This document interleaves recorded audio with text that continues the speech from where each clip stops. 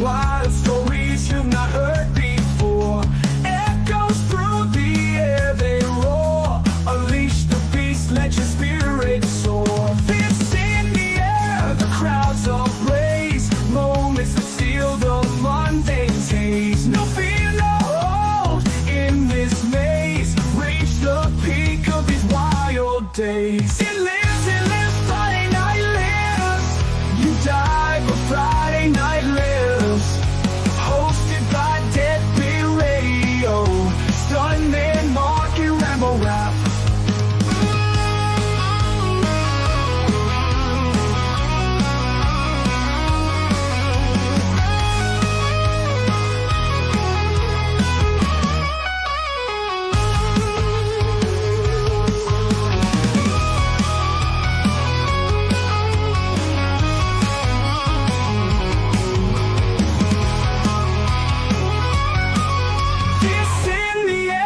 Crowds ablaze, moments that steal the mundane taste. No fear, no hold in this maze. Reach the peak of these wild days. It lives, Friday night lives. You die, but Friday night lives.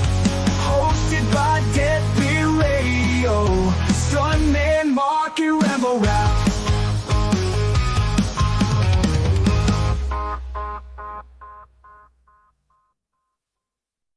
Well, holy shit.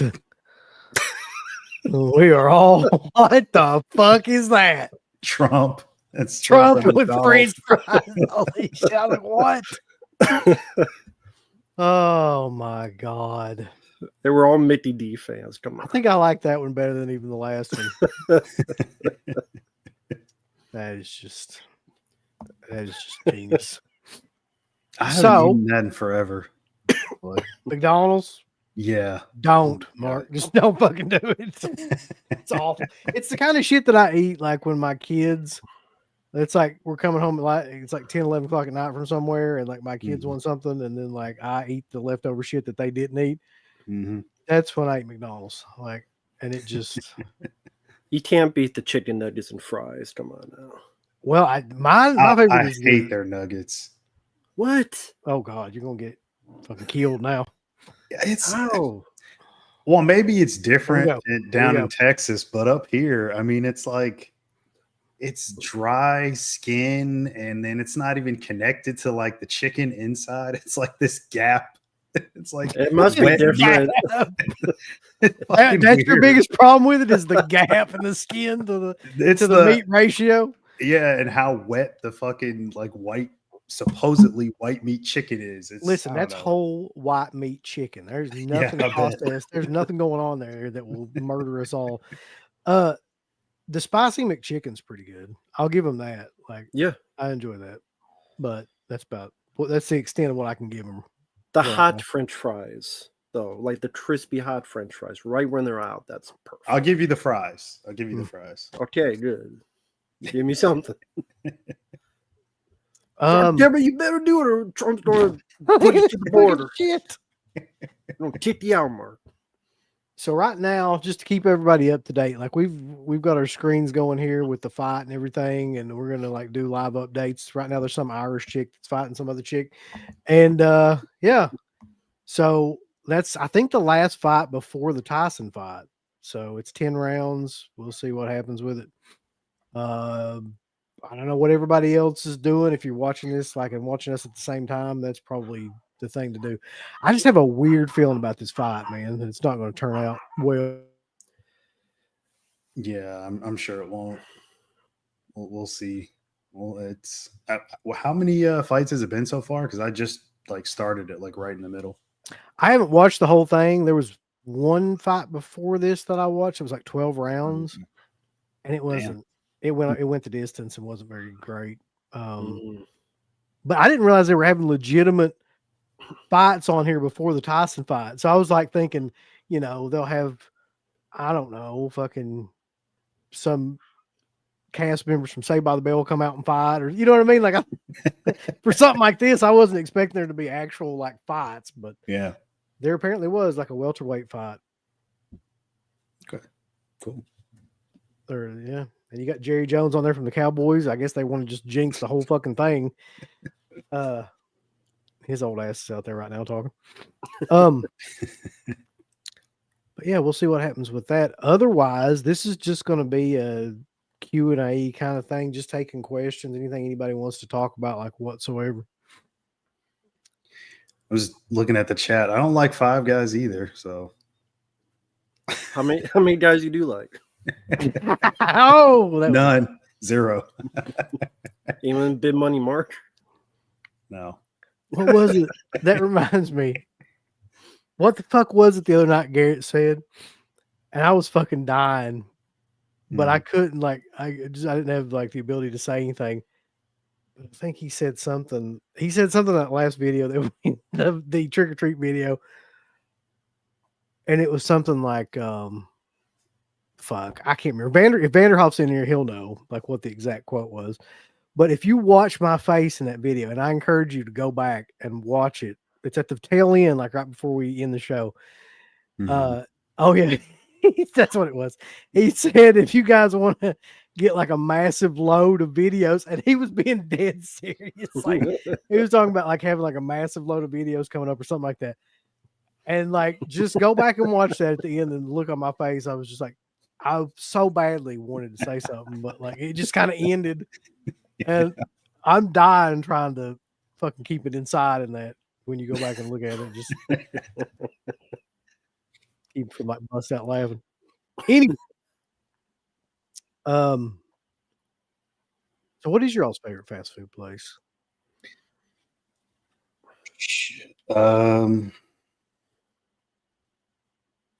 I guess if I had to pick one, Chick-fil-A, maybe. Oh yeah, I do love Chick-fil-A. Yeah. That depends. I mean, I do. Like, I don't go eat ahead. fast food as much. Like, I mean, I did like way back, like years and years ago. But the only thing I probably do find myself eating is maybe Chick-fil-A every now and again. That's about it. I do love McDonald's, but if they were around here, like Long John Silver's or Popeye's Chicken. Dude, everybody shits on Long Johns, but I would love to have a Long John's dinner. Every one of them's closed down. Yeah, same And here. like, I haven't had that I don't think there's been one around here in 5 years. Anyway, but like, I don't know. I love the little chicken planks that they had in the malt vinegar and stuff. Yeah. That's just me though.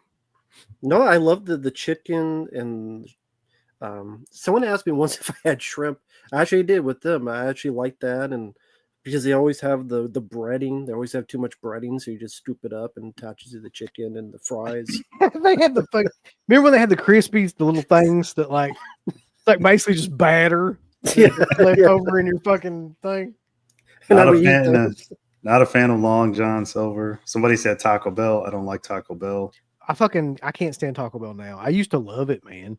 Like, yeah, when I was younger, I loved it. But nowadays, like, it's just, I don't know. It's like everything else. It just seems like, maybe it's the member berries, but it just seems like that they just take a shit and put it into a thing and give it to you.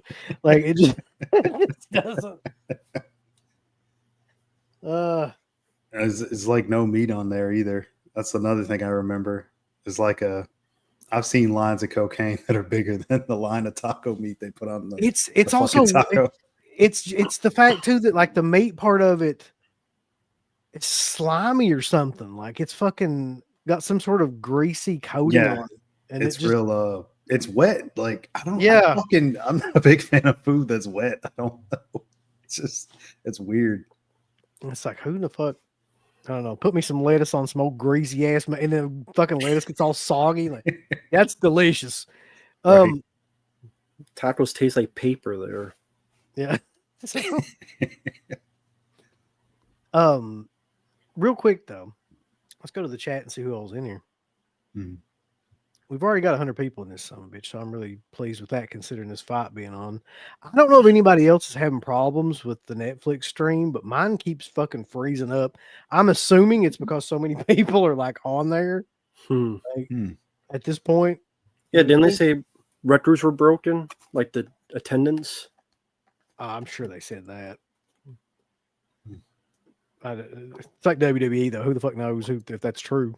Yeah, right. But it keeps like just freezing up, and I have to go back and restart it. And I don't know.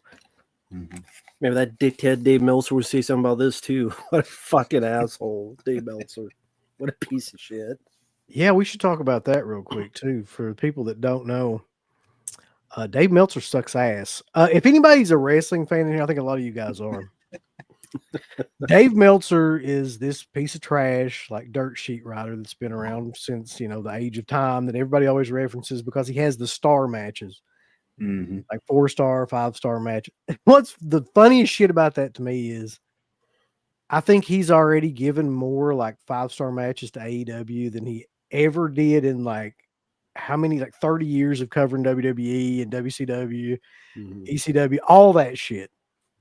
So everybody pretty much knows he's full of shit, but like he just continuously says stuff to get, he's kind of like Jake Paul, says and does stuff to get back in the spotlight and people pay attention to him for a little while, then he kind of just fades away.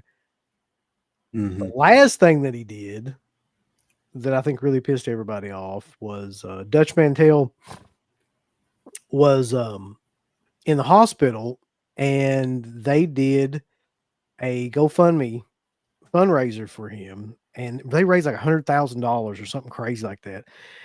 And so Dutch Mantel always talks shit about AEW and how bad they are because they are. And I guess Meltzer had posted something that was basically like, because Tony Khan had donated $5,000 to that fundraiser. He was like, and here's this guy that talks shit about this, and then the guy, donates $5,000 and yada yada yada, and just basically talking trash about Dutch Mantel, saying stuff about AEW. And the guy was like on death's door. I mean, he was literally almost going to die. So it's just fucking ridiculous, man. Like that guy is the biggest piece of shit. Well, you remember that time he, and this was probably like a year ago, maybe, where he posted that Triple H and The Rock were going to have a match at Mania. But it was a promo that somebody had posted from like 5 years ago or maybe longer. It was a really old promo that was on Twitter, and he's like, "Oh, they're gonna have a match at Mania." It's like, no, man. Like, first of all, how you're a journalist, you don't even know that like Triple H has like been retired and he's like done for. He's not working like at all in the ring. He's not doing anything. He's got that heart thing going on. I kind of feel the same way, Jimmy. Like, I'm over the fucking Rock, man. Like, in every way you could be over it. Like, I'm over his movies. I'm over his fucking WWE. It's just like, what was that thing that was posted? Apparently, like The Rock saw Oppenheimer on whatever specific screens they were and said, "Wow, this is great. My movie Red One's gonna look great on these screens." and then filmed like everyone's it's getting panned. Yeah, I've seen that. Everybody says it's got a fucking polar bear bodyguard in it, of course. Polar bear. JT Simmons is a buffed out steroided Santa Claus. I saw a review of that movie that said something like, the Red One is everything that's wrong with Hollywood today. That's what the fucking caption was. Well, I mean, that's most of his movies. I mean, isn't like his entire filmography what's wrong with Hollywood? I mean, I'm telling you, like, I legitimately don't think I like one of his movies. And that's pretty fucked up if you consider he's done, what, like 30 movies or something? I mean, seems like 100 at this point. At least, yeah. I never liked any of his shit. I think the closest I ever liked him was when I was marking out when I was a kid and the Scorpion King and all that stuff, but that looked like shit. And like, I mean, the CGI and everything, it looked like shit. So I don't know. Yeah. There's the stuff he starred in. There's one I could think of, but I mean, he's not necessarily the star. I didn't mind Pain and Gain, but I had actually seen the story in like a true crime episode. And by the end of it, like the guy wrote a book about everything that happened to him. And he's like, "Oh, they're making a Hollywood movie about it." And then the movie comes out. And I'm like, "Oh, that's the book." So I checked out the movie.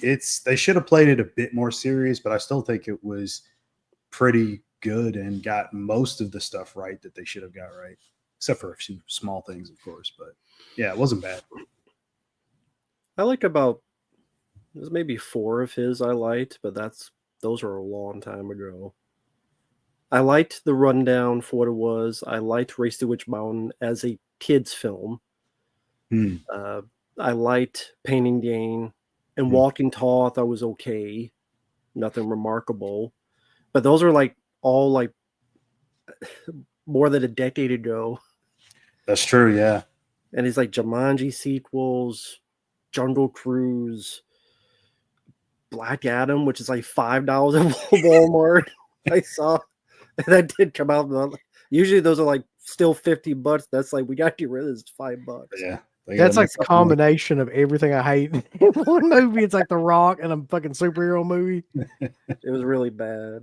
Oh, I'll never watch that. You can guarantee I'll never ever see that movie. You're not missing much.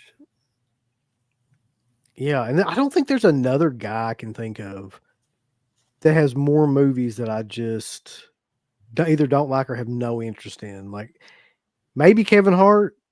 I don't know how many movies Kevin Hart has made now, but he would be like the Jack Black is another one where I'm just like, I mean, I even liked a couple of his movies, but like here in the past 10, 15 years, I don't give a shit like about anything that guy's in. Oh yeah, he's doing that one where he's Santa, but I mean he's the devil. He's pretending to be Jack Black, the Santa. Yeah.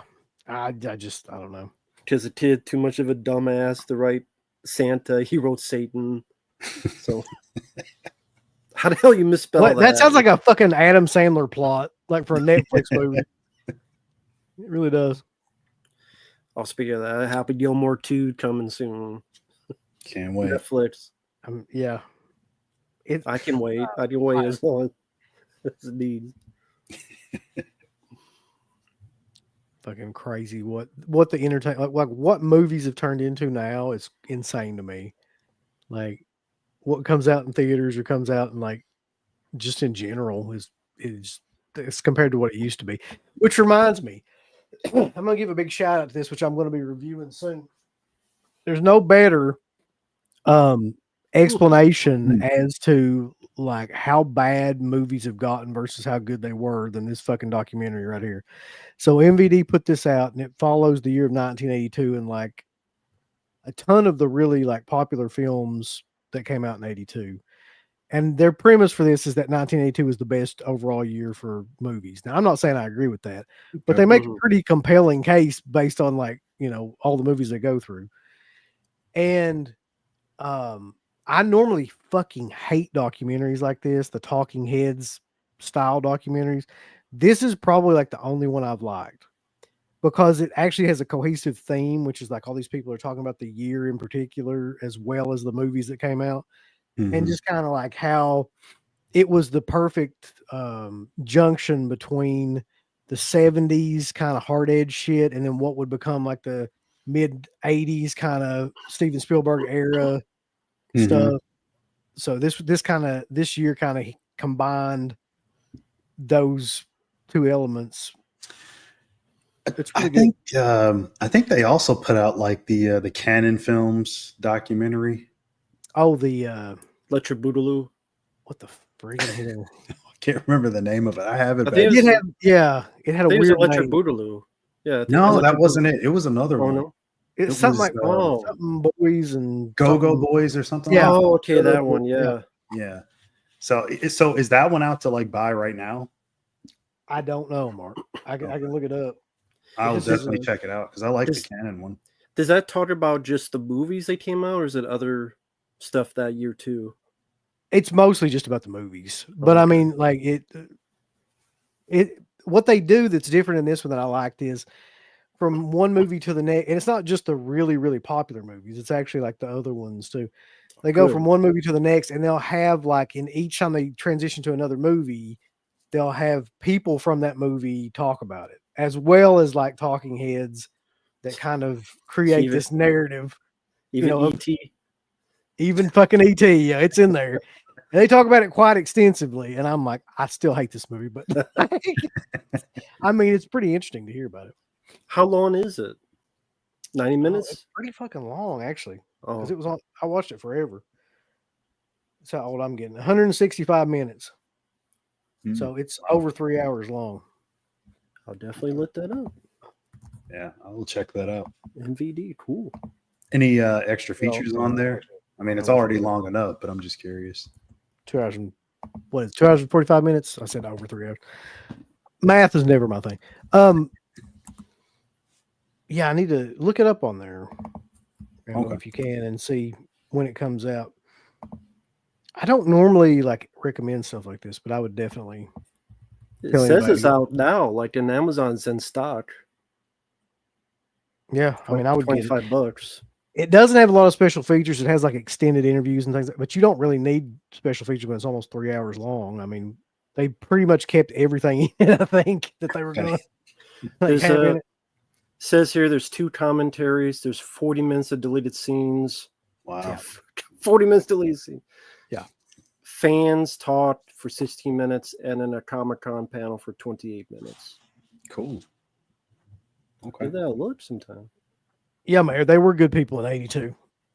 Like, back in 82, you could have kids running around saying fuck and like, I mean, you know, people would say, oh, well, 82, perfect example of that. 48 Hours came out in 82. The shit they talk about in that movie, you would never in a million years be able to be a good person and talk about today. Can't do it. And that's brought up in the doc? It is actually brought up in the doc. Yeah. Cool. That's cool. I couldn't tell you all the music because there's so many, man, but it's like Raiders of the Lost Ark, I think, comes up. Let's see. They got some on the back. E.T., Blade Runner, Star Trek 2, Poltergeist, Tron, Raiders of the Lost Ark. They even bring up like Sword and Sorcerer. I mean, just shit that wasn't even necessarily like, you know, nobody even remembers they bring up. But anyway, that's enough blowing this documentary, but it's really, really good. I was really surprised. Nice. This shit's still buffering like a maniac. It'll come on for like 5 minutes. Some people in the chat said those were buffering too. Rosie Perez, is a boxing commentator on this, by the way. This is the worst commentary team. Like when I was watching that last fight, the head guy is kind of like Jerry the King Lawler, like in the way that he's calling these fights. He's got like some little witty puns and shit for everything. And you got Rosie Perez, who I guess is just a boxing fan. And then you've got Roy Jones Jr., who I never could stand as a commentator either, because he barely string together a sentence, but like for some reason they put him on there as a commentator. So this is the worst boxing. Rosie Perez from White Man Can't Jump. Wow. Yeah. So real quick though, while I'm thinking about it, let's just run through who's in the chat. We got Bucky, we got Rat Hammer, Greg Brewer, Justin Smith, JTF13, Sean Fisher. That's a new one, I think. Dylan, Ben Grimm, Jackson Jack, Vanderhoff, Red, Motionless Zombie, McChorror, Business of Fear, Bobby Reynolds in here. How you doing, Bobby? Greg, shit ton of people. WCW fan forever. Pred's in here. Good to see you again. TJ's in here. Good to see you, man. Chaz, Patrick. So there's a shit ton of people in the chat. So if you guys have any questions or anything that you want to talk about in particular, just throw them in there and we will. Or if you guys have anything you want to talk about, I want to try to get this fucking TV to work. Yeah, I'm still trying to like work on my stream. It's struggling. Oh, for you too, Mark? Yeah, it's like it freezes and then it comes back on. And then I'm like, who the fuck is talking in my headphones? But then I remember it's the stream. So yeah, it's not doing too good. Oh, 1 hour ago, Netflix slammed for tech issues. Yeah, I feel like if they fuck this up, it's going to be real bad for them. Yeah. Netflix subs across the country took to social media, complaining that the streaming service was buffering during the opening fight. So this is an hour ago, so they haven't fixed it yet. There's just too many. There's too many people watching it. Like, I don't know what they thought though. Like, what's going to happen? But I mean, you've only been planning this for like over a year almost. So you got to get their shit together.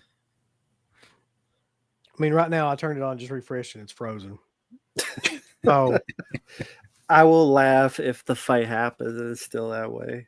Like, what a complete. I'm sure it will, man. I mean, because that's when everybody's going to come like tune Exactly.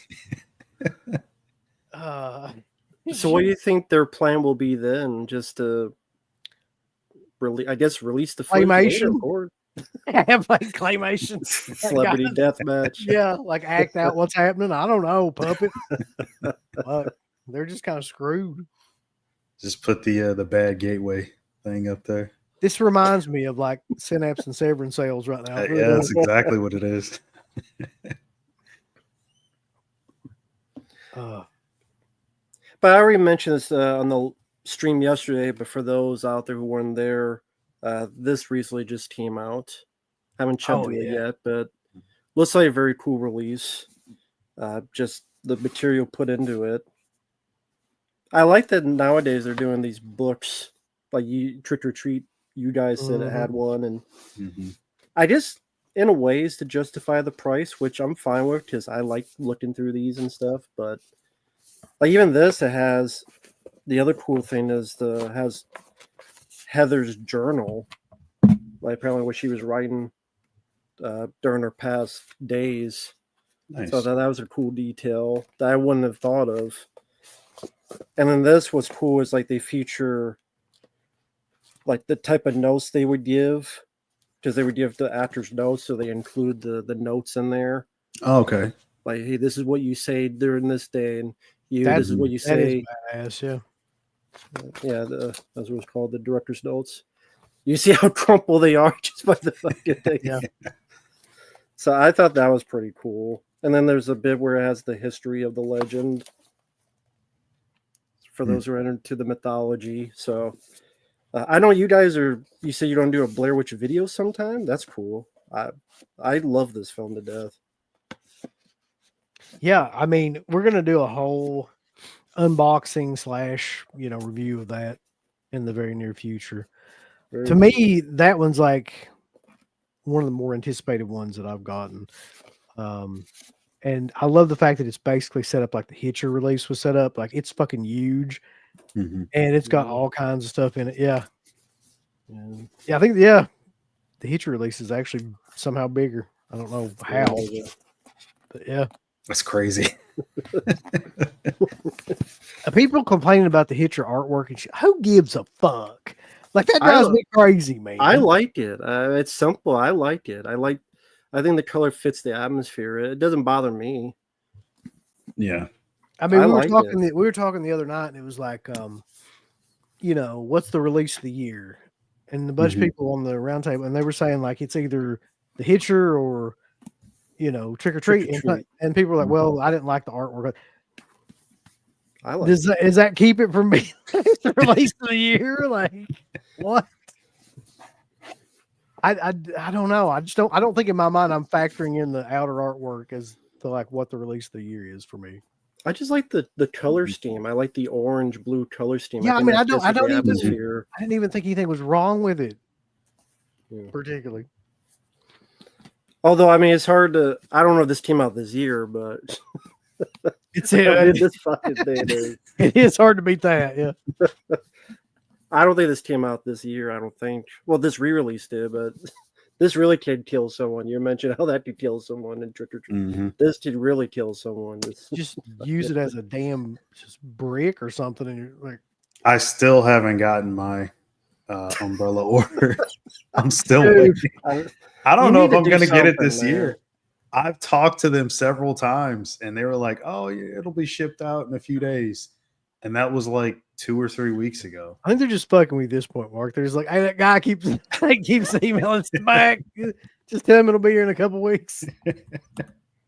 I don't know what the hell's going on. I'll give a shout out to Orbit though, because they actually, I saw like a notification in my email. I'm like, I didn't order anything recently, and like all the stuff I pre-ordered won't be out for a little while. So what the hell is this? I open it and they're sending me the replacement disc for the substitute. So good. Shout out to them. Like, because that would mean that they had like looked through their entire log of everybody that ordered that, and they're just sending out the replacement discs, which I'm sure I guess came from was it Vision that put that out?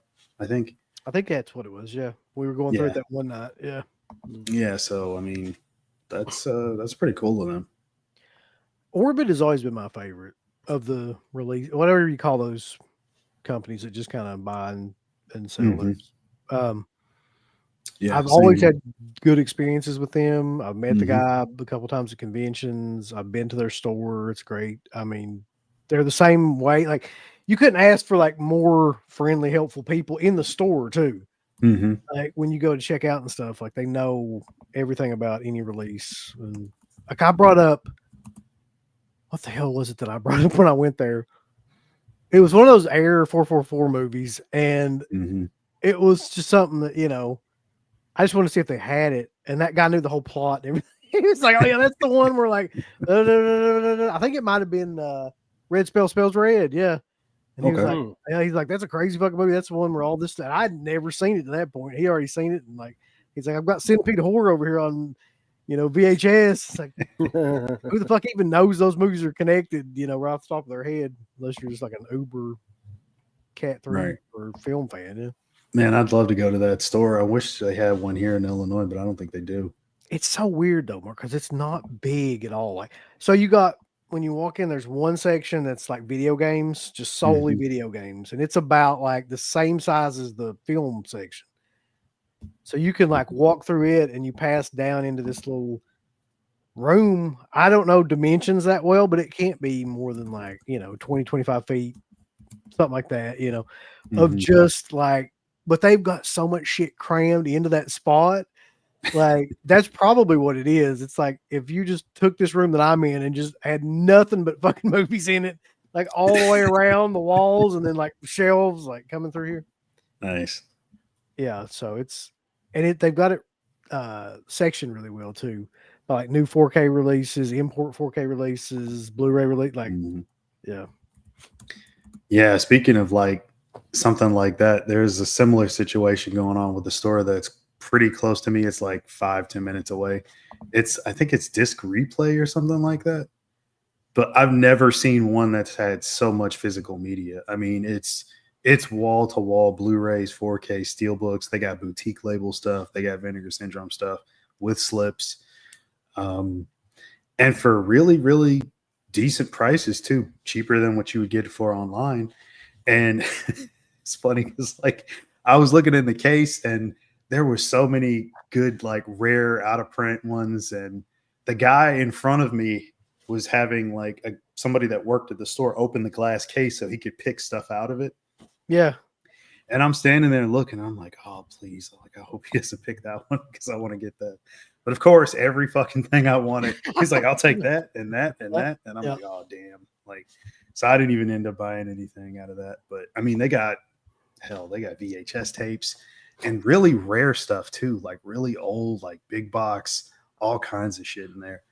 I'm like, I got to leave. I'll spend way too much money in here. Mm-hmm. I love stores like that. Well, Bucky was asking where do you get a region-free Blu-ray player? Because like this is region 2, for example. Oh, he mentioned as well. Yeah. I guess Amazon and eBay, but I think no matter what, you're gonna be paying probably what 300 easy, maybe 4 even. I know on eBay there's some for like 200. Well, that's if it's only Blu-ray. If it's region-free, like 4K Blu-ray player, it's a bit more. Well, I think I don't know if they said 4K. They just said region-free Blu-ray. Maybe those should be 200, but then if it's 4K, it'll be like you mentioned 3-4. Like eBay, Amazon, probably the best. Mm-hmm. I did not buy. I just couldn't see buying that release and the second sight release. I just couldn't do it. And apparently it was leaked. They accidentally put the picture up. The Category 3 film from Vinegar is going to be a film called Women on the Run from 1993. It's a exploitation martial arts film. Huh. Mm-hmm. Yeah, 93 Women on the Run. Just I guess they put the picture up, but they didn't mean to do that. And then They're always fucking. I swear they are. Someone took a picture, zoomed in, and it said that women on. I looked it up. Corey Yoon, who did a lot of martial arts films, did it. And there's people reviewing like it's an underrated Category 3 film. Oh shit!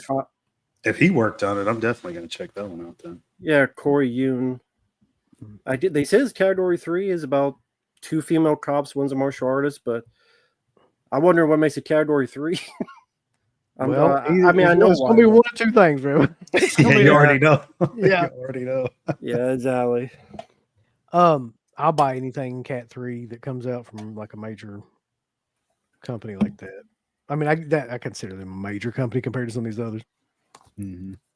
What's funny What because is? Oh, go ahead. Sorry. No, I was I was just just looking looking at that. question. Yeah, what's your favorite Kino Lorber release? Well, I don't know about that, but you mentioned yesterday, like, what was your favorite release of the year, and then standard. Like, my favorite so far is The Hitcher because I haven't looked at Blair Witch yet. But for standard for this year, probably be these two from Kino, Death Machine or Perfect Weapon. Oh yeah, Perfect Weapon. And I don't know what the favorite Kino would be because they release a lot of stuff for good price. Yeah, they do. I mean, they release stuff that like I've been waiting on forever too, like Stone Cold. They released. Yeah. And they put out To Live and Die in L.A. the 4K of that, and like they've been out of print forever. They've had a hell of a year, man. I mean, it's so much stuff.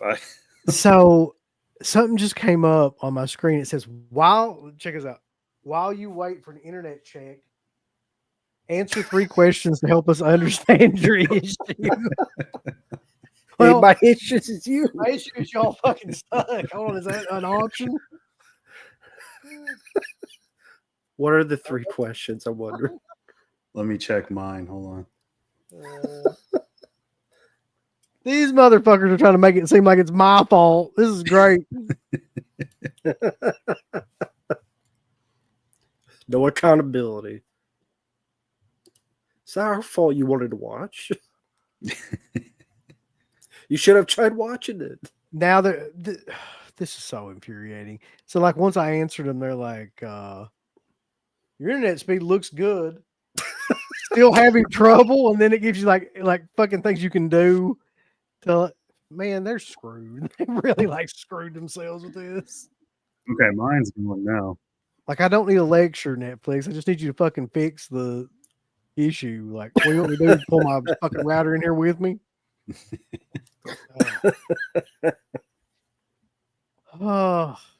Anyway, yeah, there's a bunch of Kino Lorber stuff that I love. Is that Moro Ronaldo on the commentary? Yeah, it kind of sounds like I him. don't know. I can't. I've got it muted, so Okay. Yeah, I think it is. Okay, so you can still hear them, you just can't see it? Who, me? Yeah. No, I can see it. It's going now. It's good. Oh, it's going for you? Mm-hmm. When it's that German So router. now on my Netflix is just completely shut the fuck off. Oh, wow. Like I can't even get into Netflix. Oh, mine just froze. I spoke too soon. It just froze. Yeah. Jake Paul's gonna be so mad. That kind of makes me happy. That alone may make this whole thing worth it. But let's get some more questions in here real quick while we're trying to figure out what the fuck is going on. Mm-hmm. Well, Mark, do you have a favorite Kino release you think of? Shit, I'd have to go look at the shelf. Put out so much stuff this year. I mean, those two are definitely up there because I'd wanted Death Machine for what seems like an eternity. So that's definitely one. Yeah, we're both big fans of this one because I'll have to buy that. I'd never heard of it until y'all started talking about it. Yeah, that's a really fun one. It was like a staple on cable back in the day. I'm sure there's something that was Dressed to Kill this year. Yeah, that was this year. Yeah. Yep. Okay, so that's definitely one for me as well. Yeah, I had forgotten all about that one. That was great. Mm-hmm. There's another one too that's just completely escaped me that came out from them this year. Like I said, they release a lot of like action films that I want to have out on Blu-ray and 4K. Need a 4K of Taking to Beverly Hills.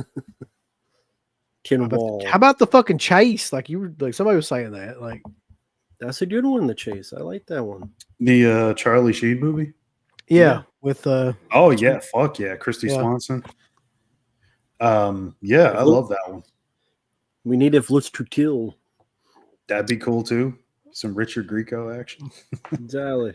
Looks Like Kill's a great one. I forgot all about that movie. Yeah. What would be some of my favorite Christmas films? I mean, just basically the standard ones like National Lampoons. I fucking don't like Elf. I never really enjoyed that movie for some reason. Scrooged is great. That might be my favorite. Grew up watching that movie. And of course, like the Peanut Special and stuff like that. Like if I'm going to just show the kids something, that'd probably be that. Mm-hmm. Me What you on? personally, I gotta say, I'm gonna go with Trading Places. That one's Yeah, I I'll show the kids that. It'll be like stockbroking. It's fun, kids. Yeah. Or Die Hard. Every year we watch Die Hard. That's no joke. Lethal Weapon as well. Lethal I didn't Weapon. think That's about another that. great one. Yeah. So let's see. A lot of people are tapping out on Netflix right now. It's not working. Or they were, at least back when this part of the chat was going. Have any of y'all seen the Japanese shock film Strange Circus? Mm-mm. I have not. I have not. What's the most expensive item you own, Mark, collector wise? Like what I paid for it, or like what it's going for now? Both. Sure.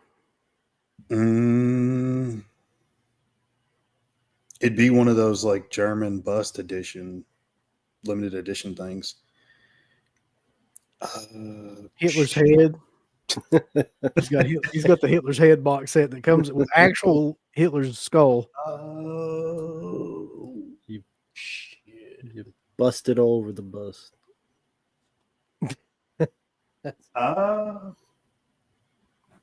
Maybe the Maniac one. That's one that I always say is like one of my personal favorites.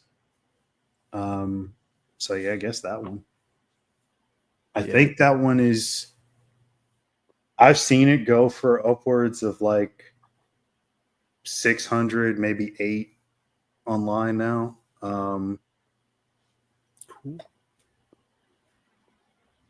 Yeah, I don't know. I'd have to look up some of the other ones. I don't know what because like after I get them, I've got them, but sometimes I'll go buy them on like online and I'll see how much they go for. But yeah, I guess one of those maybe. I'm sure there's other stuff that I'm not even thinking about that's probably super rare that people might pay top dollar for. But just off the top of my head, one of those, I guess. Let's see here. Some people name them Christmas movies. Does Cobra take place around Christmas? I didn't know that. Yep. Yes, it does. I always forget about that. That is one for me. He's watching a Christmas commercial, I think, right before he cuts the pizza with scissors.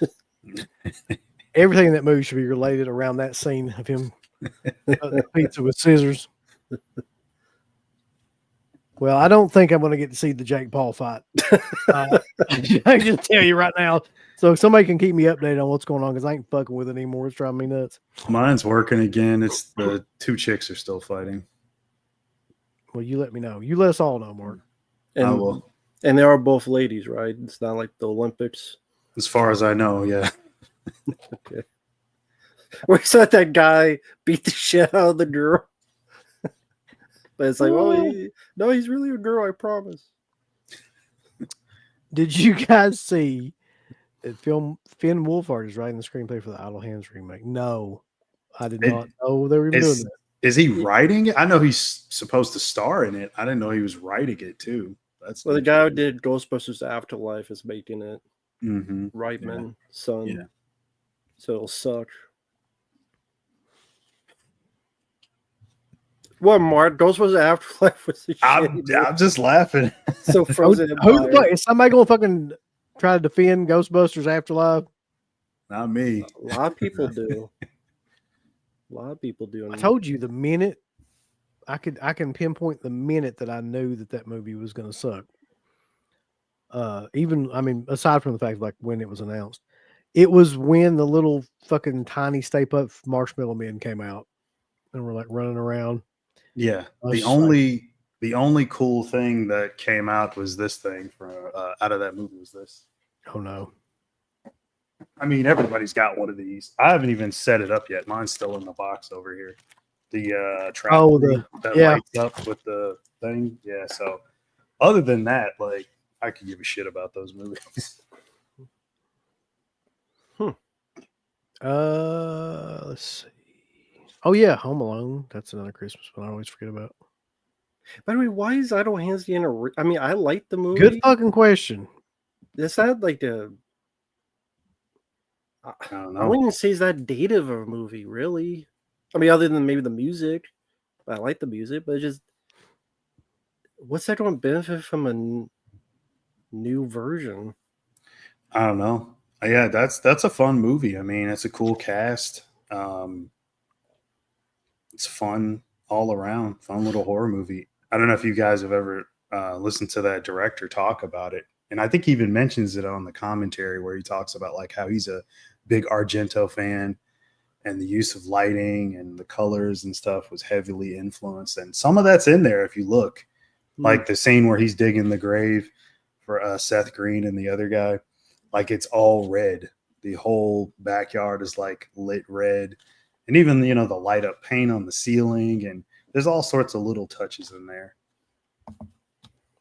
It's definitely a unique film, man. I mean, I've seen it a couple of times. It's not one that I go back to a lot, but like, it's kind of a crazy mixture of like, I always thought it was like it's very dark humor kind of style movie. Yeah.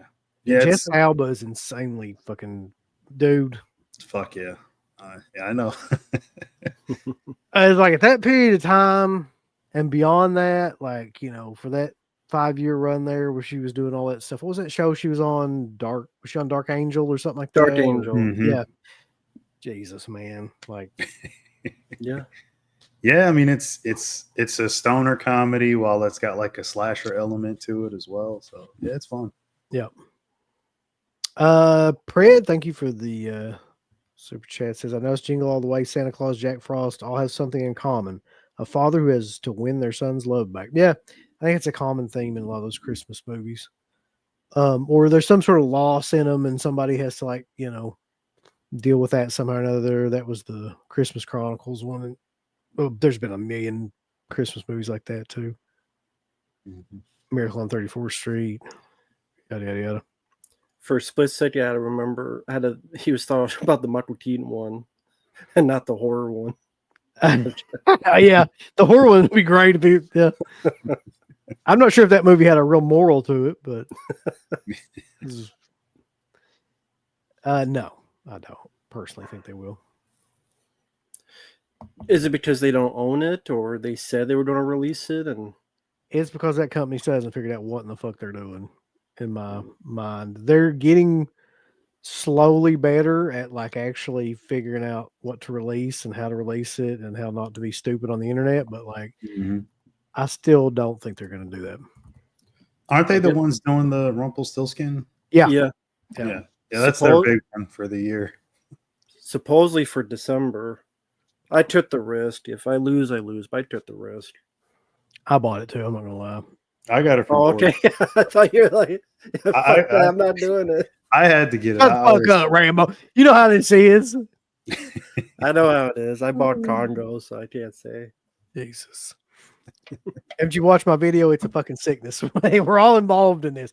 Speaking of that video, by the way, let's just get something clear about that video real quick, because a lot of people have been giving me shit about this. That's what I was wondering. You said like because someone was saying you bought 2 copies, so you're a couple of people of course on the video itself there's some, but then somebody came in the thing last night and was like, well, yeah, you did that video and then you went out and you bought like 2 copies of Trick or Treat. It's like I kind of feel like in a way that's not the same thing, because I was buying one of the copies of Trick or Treat to sell it to try to like, offset the fact that it was so damn expensive and get my money back for it. That's not exactly what I was talking about in that video, but I also never said in that video that I didn't do a lot of that same shit that I was talking about. because I definitely have over the years. I've bought bundles of shit that I didn't need. I've bought like doubles of shit that I didn't need. I've bought discs that I didn't need with just certain artwork and stuff. I've done all that stuff, and I'm not saying that I haven't. I'm just saying that you got to understand, like, to some degree or another, where that comes from, like where the desire to do that comes from. And a lot of times it's not just because, oh, I just like, buying shit and shiny shit. And there's something a little bit deeper to most anything you do like that. That's the point of that video. Not that I was saying like, oh yeah, you fuckers are doing all this shit and I'm killing. That I was think not. whoever brought that up probably didn't like you in the first place anyway. So like, Yeah, I think trying to that there's find they got you on something. there's a couple people that consistently just come in and post negative shit about everything. I'm sad the guy who wanted my nipples ain't in the chat. He might be. The baby face. See, on these though, I just fucking kick people out. Like I don't even like. I don't necessarily do that on like some of the ones that are more joint with like CK and stuff, but yeah, I got to dress up for the occasion for the nipple wanderer.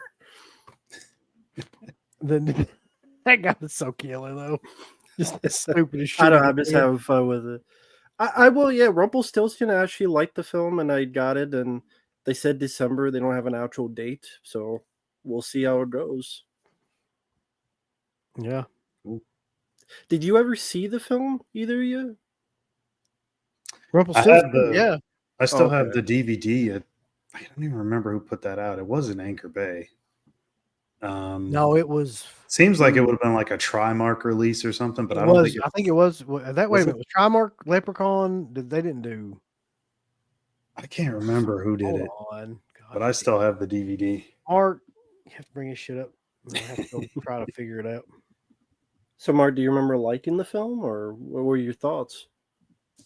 Yeah, I mean, I like one thing that bothered me.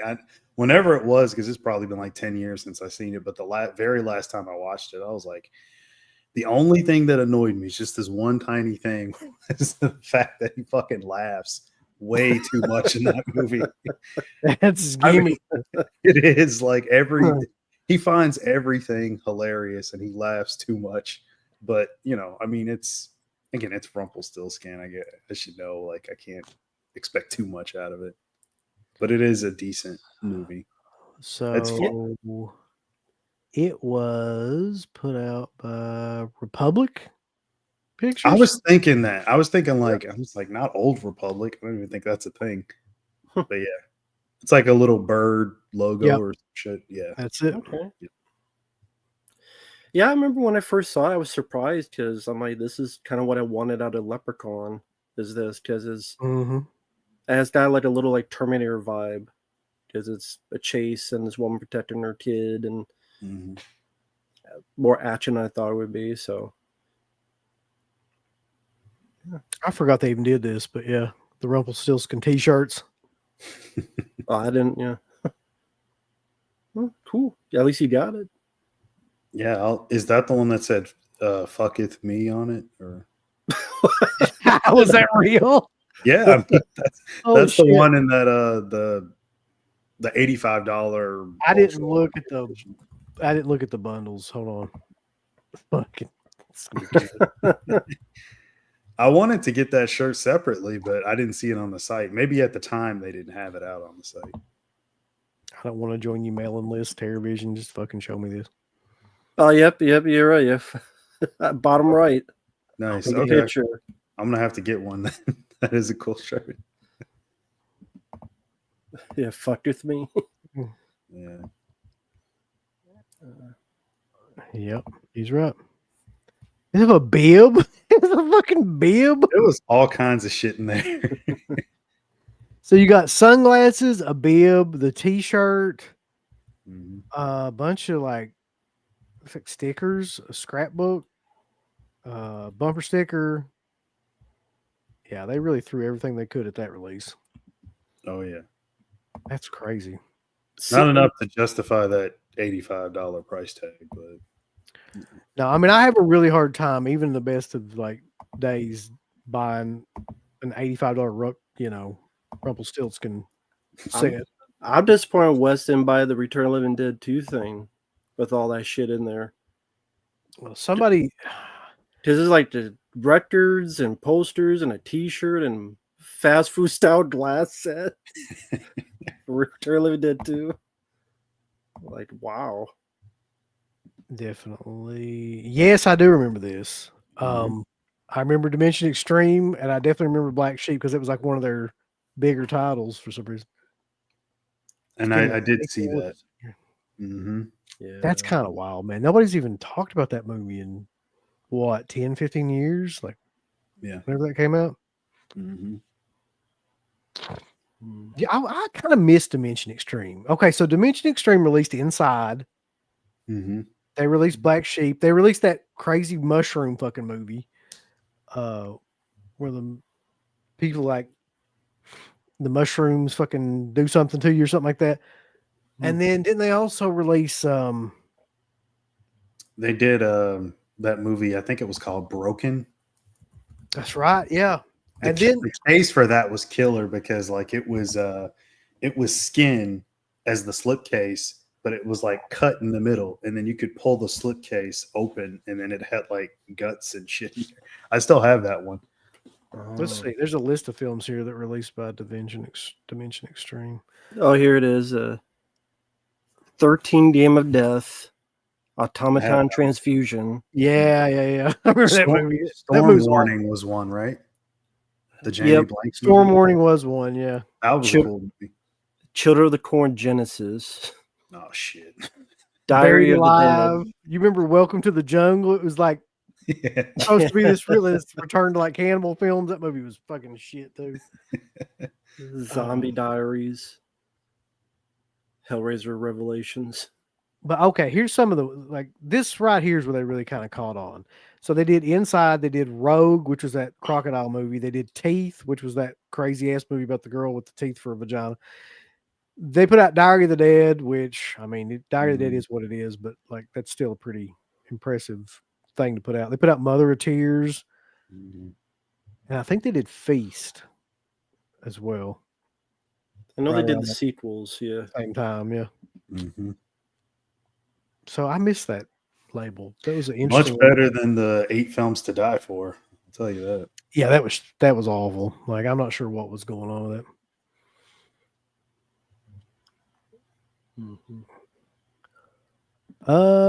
Can you throw out one suggestion for a review that I don't think you guys did? That I don't think you. I'm not sure what the fuck that means. That'd be up to you if you want them to review something they haven't had. Unless you say, hey, you pick whatever you want to review, and they'll do it. They just say, Yeah, I don't think you guys did. pick a superhero movie. He'll review that. Shut up. Yes, I have seen Pinocchio's Revenge because it's Kevin Tenney. And I get what he's trying to do with that, where it's maybe probably all in the kid's head. I don't know, just something about it that I get the point. I appreciate the point, but I don't know. I have to watch it again. Have you seen that, Mark? It's probably been just as long since I've seen it. yeah, this is probably, we were talking the other day and it was brought up like all these companies put out so many releases. Like, what's a release that's left that, would really benefit from like a Blu-ray or 4K or that somebody or people would get as excited for it to come out. I think those two, Bad Taste and Deadline, might be the only two like really huge. Fright Night 2 being maybe the other one. Like where people would be like super excited for them to come out. I mean, we're kind of running out of shit though. If you think about it in terms of like big releases that have never been released or have not or gone out of print for a really long period of time, in terms of horror films anyway. It's getting real far down the list. Yeah, it is. I mean, there's pretty much a release for almost everything at this point. I mean, there's a few movies here and there that I don't think will ever see the light of day. Be it just because it's not all that great, or maybe it's not worth putting out, or maybe They can't find it, elements. Yeah, or the person wants too much money. right. The Devils would, yeah. Like, I mean, they're not bid tiles, but just personally, like I always mention like Murder by Phone and Watchers and Nightlife, Great Misdemeanors, and Night of the Juggler. But again, either people own them, or they're lost, or people don't care. So it's a lot of the little stuff. And non-horror, I mean, films like Stakeout don't even have a Blu-ray. So, Big Ideas 3.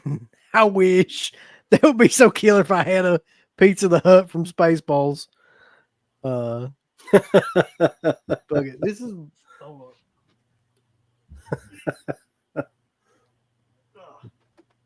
Oh, this is Bilal. yeah. Basket case. So, I picked this up at Scarefest. It was like one of the two things that I bought while I was there. Got to get the little mini like picnic The little- basket or something. yeah. Put them in there. For the Amazon. There is actually a mini one that fits us perfectly from Amazon. I want to get I want this dude who did this to do like all the ones from part 2 and 3, like the fucking family and everything.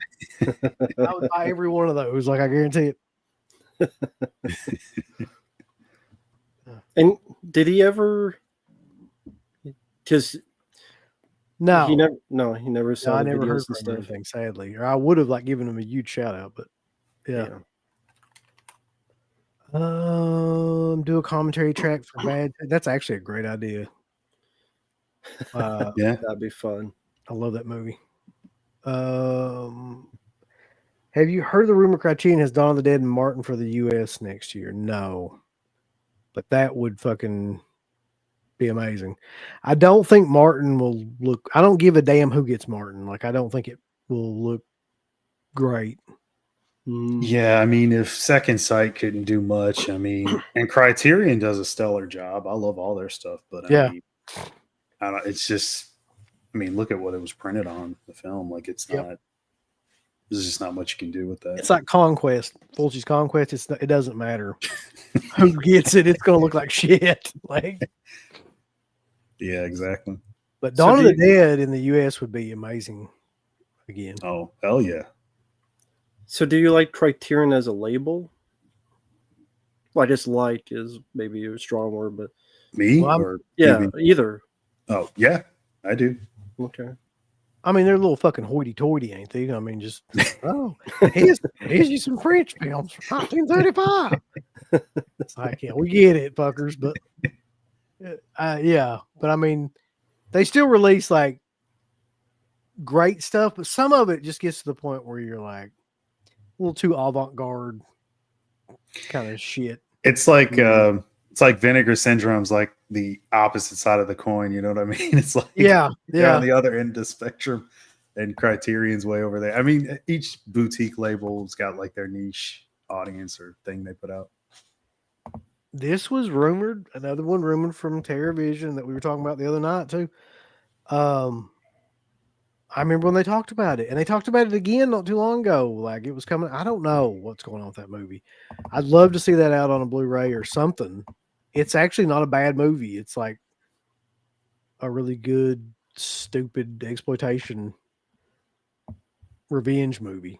So seems like it'd also be a good one for Grindhouse releasing too. But I mean, they're so slow with putting out shit. They don't even can't rely on them for anything. Thanks for the super chat. Inframeg. I've never heard that one before. You get the Critters box set. I listened to commentary for Critters 4 just because it was so bad, but they literally didn't even talk about the movie. I could see that. If I'd made it, probably wouldn't either. But I do have the Critters box set, but I've never listened to commentary on part 4. I don't think I've ever even fucking watched part 4. Come to think of it. Yeah, I don't know if I have either. I got the box set too. I'll probably check it out pretty soon now that you mention it.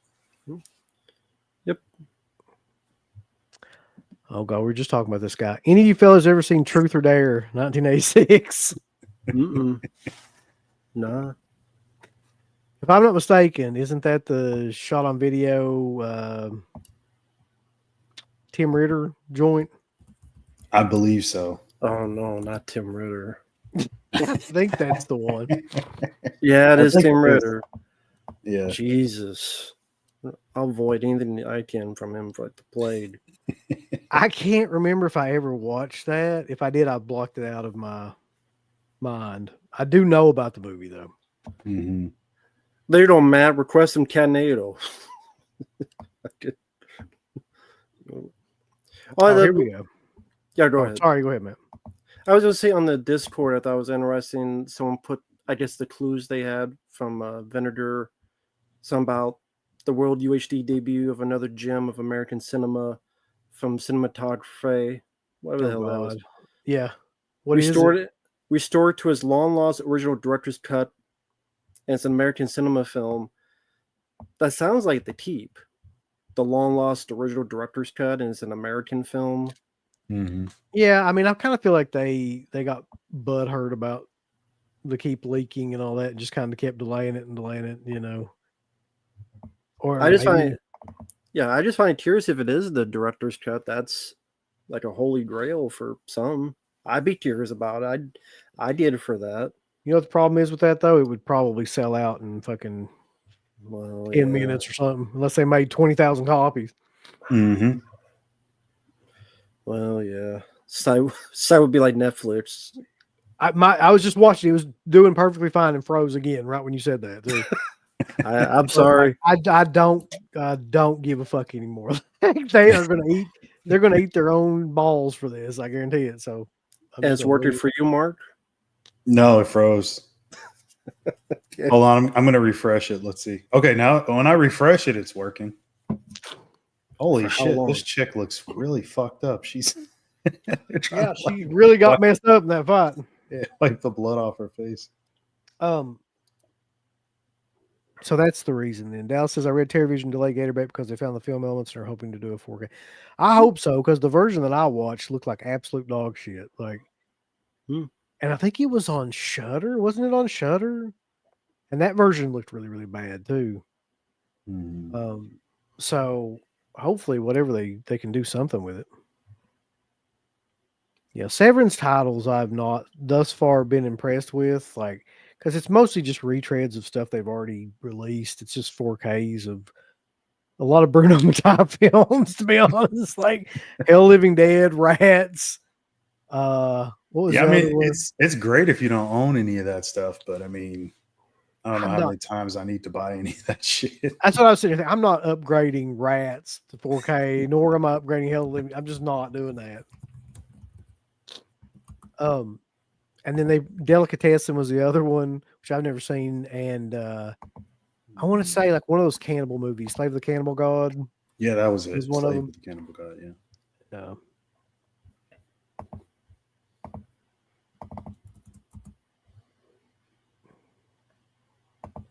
Yeah, Davey, I don't know.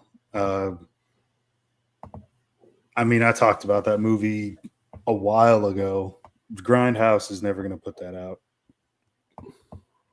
He's talking about Poor White Trash Part 2, which is also known as Scum of the Earth. I remember you talking about, yeah. Yeah, they were. I can't remember the guy's name, but I know he was talking about working with. This is when Sage Stallone was still alive, and I think was it Bob Murawski, and one of those guys was talking about releasing that like well over 15 years ago on a podcast, and I was like, oh wow, it's finally coming out. And after like I guess they did, was it maybe the Cat in the Brain release with the lenticular cover, if you guys remember that one? I do, yeah. And they did a couple more releases, and then they had Scum of the Earth on the website, and I was really looking forward to it, but it just never materialized. I don't know what happened. I know they have the film elements for it because he talked about on the podcast how he was trying to clean it up as much as possible. He's going to put out a cleaned up version of it and a really shitty Grindhouse Scum Vision version of it. And it sounded like a really cool idea, but they just... That is a good idea. More companies should steal that, really. I mean, because a lot of those movies, like, they just look better that way. It's kind of the way you need to watch them, in fact. Yeah, it's I think it's a fun one. I don't know how many people are familiar with SF Brownrigg, the director, but he did a couple Don't movies. One of them was, I think, Don't Go in the Basement and Don't something. But yeah, that one's probably one of his better ones. Again, it is trashy movie, but it's exploitation goodness if you like that sort of thing. Oh god. So is this the last fight before the? I think it is. And of course, it went Let me like see if all mine 12 fucking froze. rounds or 10 rounds or whatever it was. Yeah, mine's still going. So yeah, it says is it 10 of 10? Yeah. So it's a minute left on this this round. Well, on mine, they're already like gone to the scorecards and everything. Oh, okay. I guess Like mine's it, behind. Oh, yeah. mine just froze again. Oh I my can't- god. It came back and it's on the scorecard. It was like a Yep. minute left on the fight. What the Listen, fuck? I'm telling you right now, man. Like here in a minute, you're gonna get a thing that pops up and says, "Hey, hey, you having a problem viewing this? Answer these 3 questions." Oh my! It's terrible. God, that means even if it's going to skip parts of the fight probably. If Yeah. it's going to do that. I'm really curious though to see what happens here. I want to know like if this is because I mean, okay, let me ask you guys since we're getting ready to actually like get into this actual fucking fuckery of whatever this is, a fight or whatever it's going to be. Do you think that at this stage in his career that Tyson would agree to just throw this fight, or if maybe not throw it, to just be like not as intense as he normally would be with Jake Paul? When there's money involved, I mean, that's hard to say. I mean, I don't think he's hard up for cash, but then again, depending on how much it is, I don't 20 think million. so. I don't think so, personally. That's just me, but I mean, it's not like I know Tyson. So here's the weird thing too, by the way, about that real quick too. I think I said it was 60 million less. It's actually 40 million. So Jake Paul gets 40 million for this, and Tyson gets 20 million.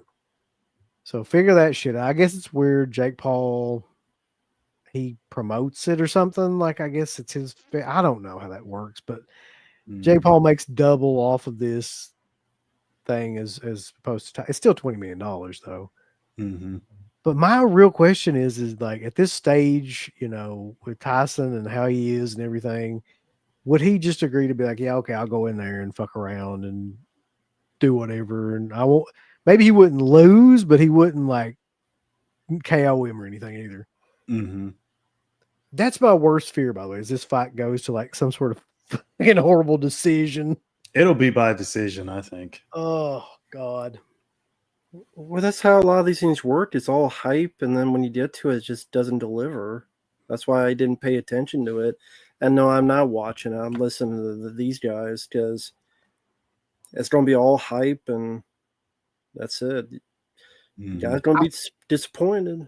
I feel like that, man, because when I was thinking about it today, I was like, okay, so this is kind of what they do. They're kind of like WWE in the fact of like they just promote the shit out of this stuff, and then once they've got your money, it doesn't matter. Like it doesn't matter what they do next because you're, the people that are there and stuff that they conned into this shit, and the Netflix deal and all that. It literally does not matter now. How was Mike Tyson in the previous fight? Not good. It was. I think it went to a decision. And now, was he trying in that, or was it the same thing you're thinking? Yeah, well, Roy Jones, who's actually on this as one of the commentators, actually said that he hit him one time. Tyson hit Roy Jones one time, and he said it felt like his chest was going to fucking cave in. And I think he even said they had kind of like an unspoken agreement that like Tyson wasn't going to fuck him up, of which Tyson could have at any time. He said, "This is Roy Jones saying this. I'm pretty sure he said this." Like, so it could be the very same thing. I feel like classes. there's no chance that there wasn't something talked about behind the scenes where Jake Paul was like, "We're gonna do this. I'm gonna give you $20 million, but you can't make me look like shit." Because Mhm. how does that benefit him? I mean, why would he even set all this up? That would just be the end of all this circus that he's got going on with these fights. Mhm.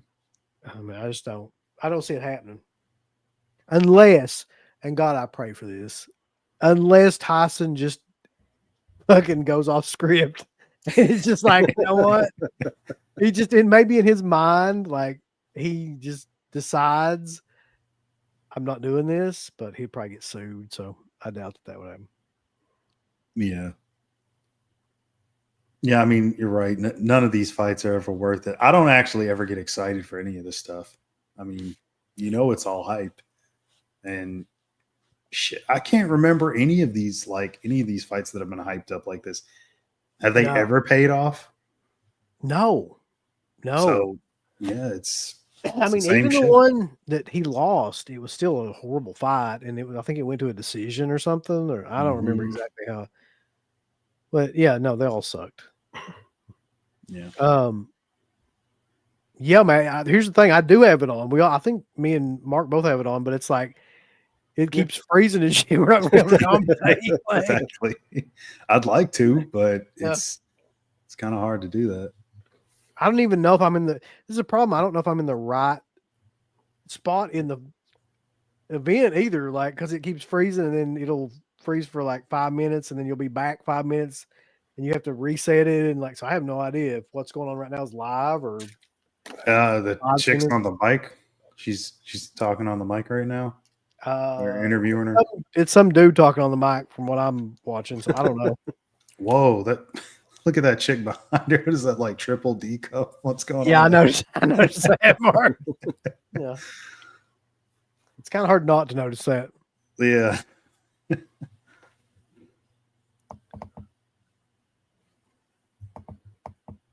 Let's see.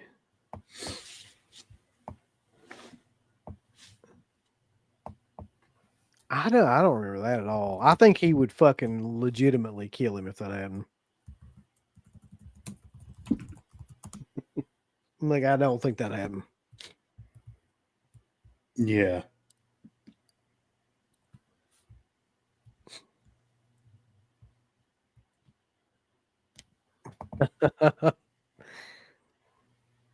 Yeah, I've done this about 50 times, though, Matt. It's like, doesn't matter. Mhm.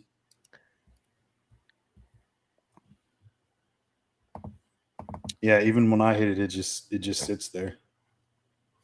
Yeah, biggins, Bubby. That chick looks like fucking Art the Clown. Like at this point, man, that's real bad. She got kind of messed up. I didn't get to see the other one, so I'd hate to see what she looks like. Yeah, she's not looking too good. I I'm don't know trying how to. they. Oh, go ahead, Mark. I was just gonna say I don't know how they maintain any sort of like good looks after any of these fights. I was No. wondering, how did either you get into boxing in the first place? Like when you were a kid, or Yeah, Yeah, pretty that was the only much. time it was any good. Yeah, Was 90s for me. I probably started watching it late 80s, going into the 90s. so was Tyson the first that kind of got Yeah. your interest? Okay, For Yeah. me, yeah. I mean, nobody you really can't understand it unless like you were around at that time and watching those fights. Like it was an event. It was just a huge fucking deal, bigger than on par with like the Super Bowl when he had fights there, especially when he came back and people were just losing their minds because like hadn't seen him fight in a long time, and those fights were like huge gates. Huge. I think he almost got like over 1 million pay-per-view buys for one of those fights. Like, I mean, crazy kind of Mm-hmm. stuff. Dallas Jones, 240p. Negative 240p. Yeah. Oh man, it looks like fucking Minecraft or something. Just a bunch of pixelated images moving around. That's a good question. Does Netflix get that big a piece? I've got to imagine they would. Yeah. I mean, I don't know, but Probably not after this fiasco. no, I don't. And this somebody keeps bringing this up, and this is a great point, man. So WWE is going to Netflix. Mm-hmm. They're going to have live events like this. Are they all going to be fucked up like this? Like WrestleMania. Oh Yeah. my god! Well, I mean, Imagine- they'll still have Peacock at that point, right? For like the premium live Oh, events. that's right. That's right. Yeah. Oh, okay. Yeah. But yeah, wrestling fans are notorious. I think, yeah, wrestling fans might be worse than horror fans for just being like awful. So it's like something screws up. They're never going to let people hear the end of it. I had heard they're doing more taped shows. Like they're not going to be on the road as much as they were, and they're like cutting costs by doing. I'd heard so. that too. Yeah. So we'll see how that goes. A lot of these Raw episodes might be taped. They'll just upload them to the server. People just watch them. So it looks like if I'm at the right spot right now, it's the hype package going into the fight. They're showing Tyson right now on mine. I don't know where. Let me see. No, hold on. Not for me. Let's see. Of course not. Why would it be? Yeah. I can't even see what the fuck's going on. So Phantasmat says they're showing the commentators. Josh and Josh says they're showing the ring. Okay, now I see it. It just cleared up. I see the ring, but yeah, I don't know what's going on. Oh my god! They just said it's not starting for another 30 minutes. What the fuck? It's gonna be midnight, man. Maybe they're still trying to work on the issues, so maybe they're trying to delay as much as they can. $56K. Yeah. Maybe that's what they're trying to do. Like, I think let's they see if we gotta can be, yeah. Yeah, that's what I'm seeing right now. This is like a hype video package of them training, which means they probably are stalling for time trying to fix all this stuff because they know if they go into this fight and like a bunch of people have screwed up stuff, then they're gonna never hear the end of it. Mm-hmm.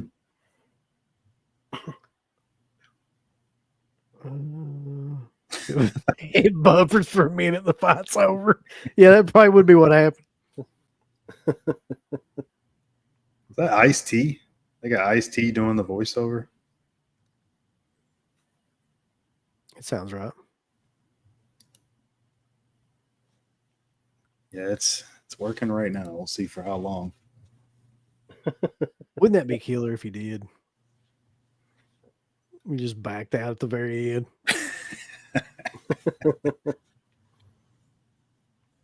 So did you follow Jake Paul's career as a boxer? You just no? No. Not at all. Sir level disgust. I just don't care about either one of those guys. I will give Logan Paul credit for what he's been able to do in WWE in ring wise. I gotta say he is one of the better pseudo celebrities that like they brought in and never had like a wrestling or pro wrestling background. I gotta say he does a pretty good job for what they give him to do. I don't see him hurt anybody. I don't really see him botch anything either. He's got solid timing. He knows how to be a heel. I think it was really stupid of them to try to bring him in as a baby face. That was never going to work. But I think they learned that fairly quickly that he needed to be a heel. He's fine as that. I don't know if he needs to run around the fucking championship, though. I don't know about that. But No. But I mean, it's the perfect kind of combination for WWE because they got like the prime shit out of it. And, you know, he advertised that and they get to, Yeah. But I hate both those guys. Yeah. Oh, so do I. I was just asking for. Back in the day, though, so when I was actually watching boxing, you had like Evander Holyfield, you had Riddick Bowe, you had, Foreman was coming back, you had, oh Jesus, what was the dude's? What was the guy's name from Rocky V? Like he was coming up. Tommy Machine Gun. I want to say his name's Tommy Gunn, but it's not. It's like Tommy Morrison. Yeah. Yeah, he was coming up. Then you had Tyson, of course, in the mix there too. You had Lennox Lewis. I mean, there was like a lot of really, really good boxers. And I swear to God, man, I couldn't tell you. I could tell you maybe 2 boxers now, and have no idea about You didn't follow Mayweather, Money Mayweather. fucking Mayweather. That might be the reason why boxing is in the state that it's in. Honestly, because of his defensive ass running around. His not getting hit. He's got his undefeated streak like Taker. Yeah, he sure does. I hate that guy. If you ever want to watch something really boring, turn on one of his fights. That'll do it. Oh, was that the? Which one was the last one he did? I'm trying to remember. Oh, So he I know did they the one with Conor McGregor, didn't he? Was it Conor McGregor? I thought that was the last man. Somebody in the chat will know. I can't remember. Whichever one that last one was, they hyped the hell out of that. And I'm just like, it's not going to Conor McGregor, yeah. Okay. And yeah, it was exactly what you thought it was going to be. More of him fucking dancing. Just, yeah. You know. I was going to ask, so is that what's so bad about him? He just dances too much or something? Oh, his whole gimmick was I'm sorry, this question about fucking killed me. It distracted me so much. His whole gimmick was he never got hit, which is a horrible gimmick to have as a boxer because it's the most boring shit ever. Him just running around like, jabbing and not getting hit. But this question, I've got to bring this up. So wait. Did you get to have sex with me again? But you have to make eye contact with Shane the whole time. Would you? God, no, I don't think I could do it. That would be just fucking horrifying. Oh my God. Yeah. Also, John Jones is back. That's another guy that I hate. He's supposed to be the best of all time, but the motherfucker has never. Does he ever done a fight where he didn't test positive for something? No. Like, I just can't stand that guy. I can't even remember who's fighting now, but I know he wants to fight that Pereira guy who would fucking kill him. It would literally be a Tom Poe situation where he would like break his back or something. It's probably not a good idea.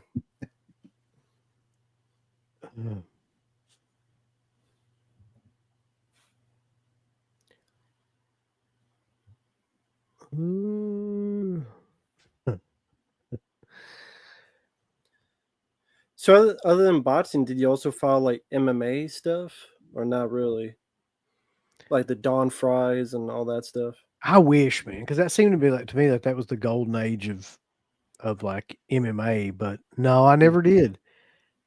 Like one of the craziest fights I've ever seen is him and that guy. I can never remember his name, the Asian guy, where they just lock up. Have you ever seen that, Rambo? Sounds familiar. Fry? Don Fry. Yeah, sounds familiar. And this Asian guy, I cannot remember the guy's name. The fight starts, they go towards each other and they grab the back of one another's head and just start punching each other in the face for like the entire round almost.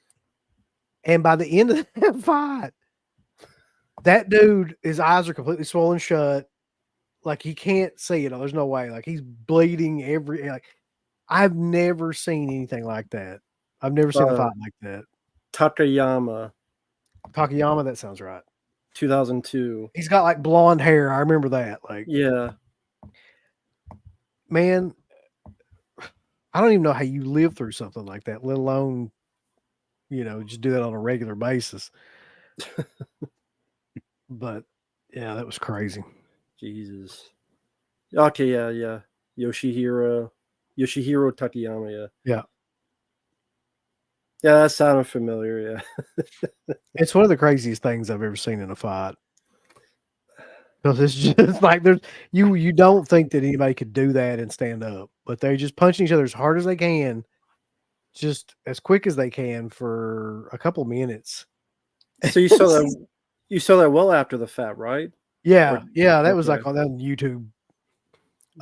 I did watch. See, people don't remember this, but like UFC back in the day sucked fucking ass because the Hoist Gracie era was awful, and that was when he was winning everything by like submissions, and just those matches would go on forever, and it would just be him tying people up, and they wouldn't be able to move. And this is before they did the thing where they would made you get up, like after like you were down for a long period of time, you had to stand up. And they did that because of Hoist Gracie, like because he would just keep people immobile for the entire damn fight, and it was the most boring shit ever to watch. And that sometimes they would submit, sometimes they wouldn't submit. They wouldn't be able to do anything though. Mm-hmm. It was just awful, man. And it wasn't until they brought in that rule where, like, after a period of time, if you're down without any kind of like movement or strikes, you have to stand up and Yeah, I restart. remember. It's like down, and once in a while, I was like, Yeah, exactly. That was it. Yeah. I remember seeing bits of that. I'm like, I don't understand the appeal. They're just laying there. They're just. It basically kind of killed that sport, I think. I don't have any boxing autographs, Sweat Movie, but if those were the two to have for sure. Mm-hmm. Damn. So, okay, that's the big question. Muhammad Ali or Mike Tyson?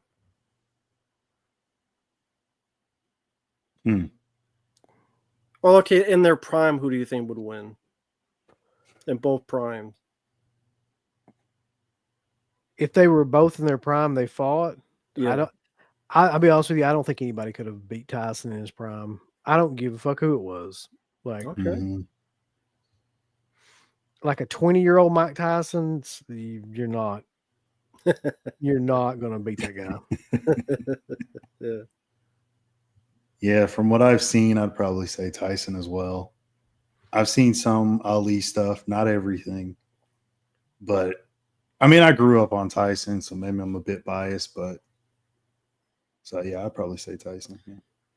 So what do you think happened to him later on? Like, is it because of being arrested? Did he like just lose his eye of the tiger, and then that's when he started losing, or is something else? The combination of that and the Buster Douglas fight really fucked with him more than Buster he Douglas, yeah. probably admit. Yeah. Mm-hmm. He just never was the same after that, really. So do you think that Buster Douglas loss was a fluke, or is just well, he does say this, and like I kind of agree with it, like that count was like way too fucking long. So he knocks Buster Douglas down, and the ref counts, but he counts like it's 11 or a 12 count or something like that. So I mean, technically he should have been out before he even had the chance to knock him out. But I mean, that shit kind of happened. So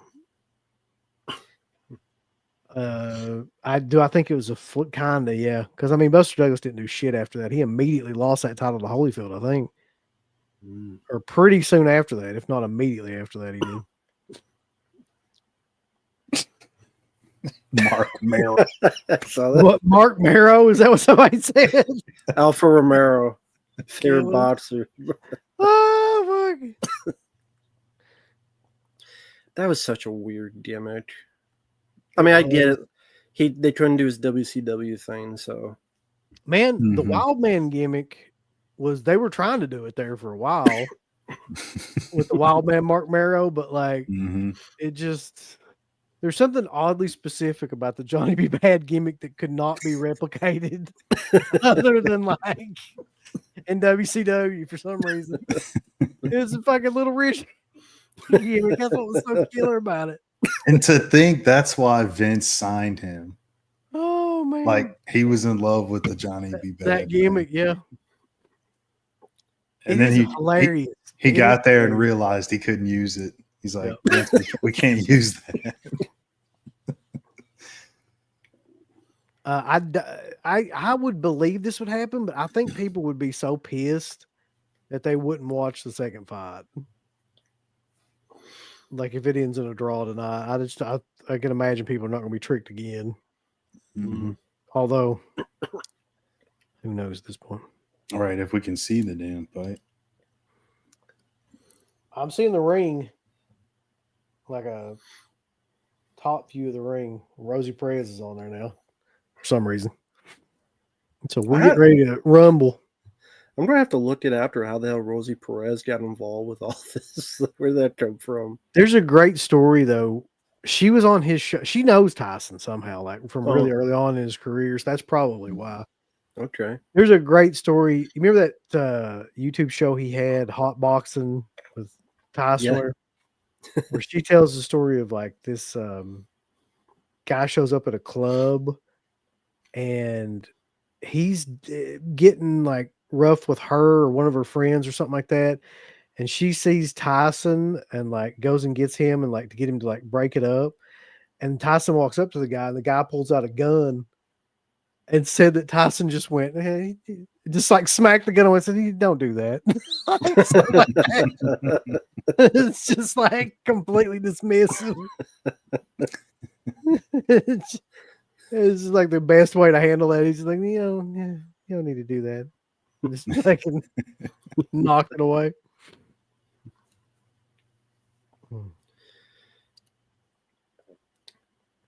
And anytime I think of Tyson, I always think of he did this cartoon called Mike Tyson's Mysteries.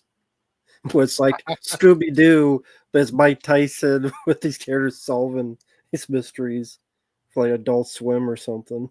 Didn't Mr. T have like a cartoon or Back something in the day, like yeah. Yeah. Along with his crazy. cereal. Mr. T cereal. Josh wear a necklace of ears like Dolph Lundgren. That would be intimidating. I mean,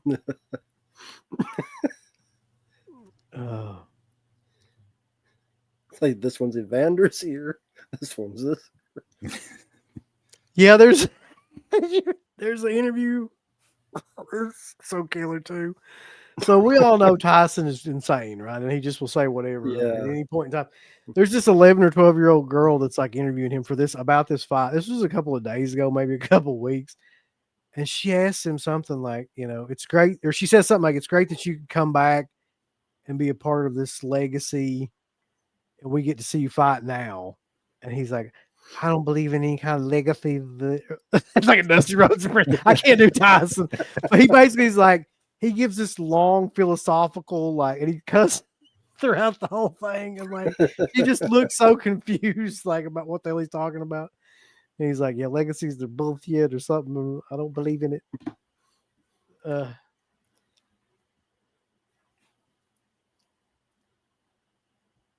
And they're showing all his knockouts. Yeah, that's where He just dropped Silva just now.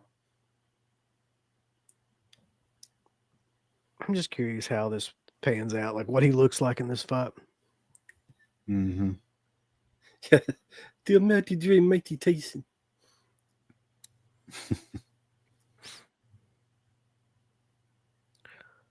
This little girl, this all bullshit. We're all gonna die one day. What theme music are we guessing Tyson comes out to? It's No Jack's music. That'd be so killer. Natural Born Killers just hits and like he comes in there and fucking throws like garbage cans and stuff into the ring. That's what they should.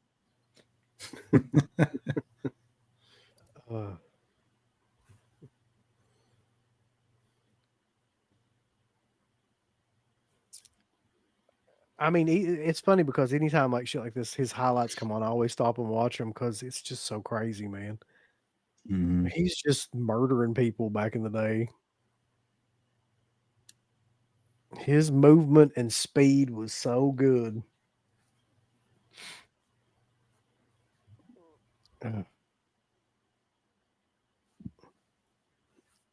No, there's Logan.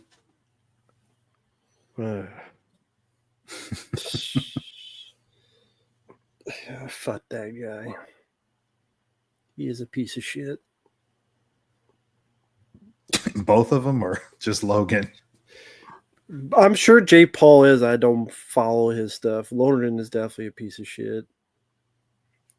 with a whole force thing he did. Mm-hmm.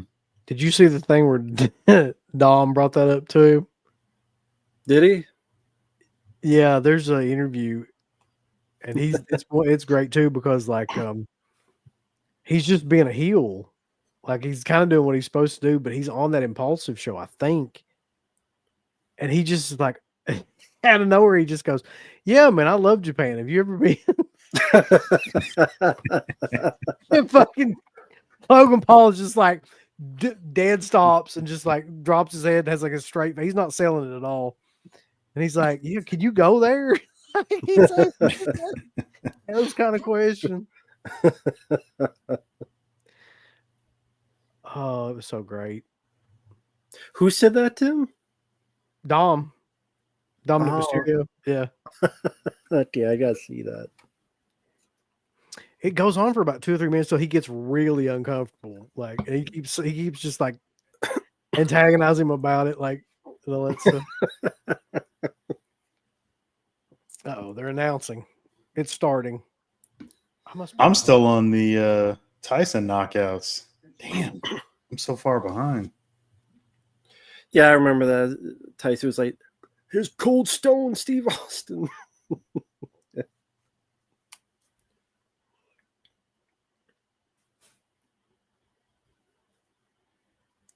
Well, Phantasm, I'm sure they're refreshing. It's just Netflix ain't doing their job. Just, they didn't prepare. Which, again, like you guys said, I don't know why you wouldn't. Yeah, I'm refreshing again. I just see the crowd at this point. I just refreshed and I'm still on the Tyson knockouts. Okay, so I've got right now somebody singing the national anthem. Or am I behind? I think you're ahead of me because they're showing the Tyson Douglas thing. It says you're watching live. Stop trying to. It's basically telling me stop trying to fast forward it. Okay. So Vanderhoff is still on the knockouts as well, Mark. And Phantasm says the national anthem ended. Everybody's at a different spot. That's fucking terrible, man. Yeah. They're never going to hear the end of this. Netflix. That's the problem. Like, it's buffering at different rates and shit. And like, it's really not going to be good. They'll say it's Trump's fault. Well, clearly it is. He'll blame something. I mean, someone mentioned it. I mean, you know how people are. There's going to be a lot of people canceling Netflix if that's the case. If it continues. Yep. Oh, there's Ralph Macchio. Who I still don't understand. Like, he's like 60-some years old. Is that? I thought that was Tony Khan for a second. I think it's one of the Jonas Brothers. It's just. Yeah.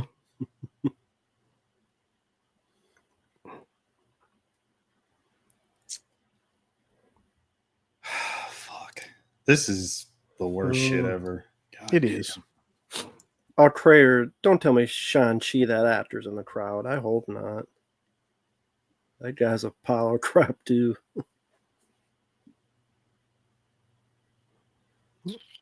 Oh, God, not Simu Liu. He's a piece of shit. While we're on here, though, waiting for this fucking horse shit to do something, I felt like I want to bring this up because, Rambo, you brought it up a couple weeks back and we never really discussed it, but I thought it was a good idea. Like, we each choose a commentary to do at some point. And I'm sitting there thinking, like, I think we should try to follow through on that.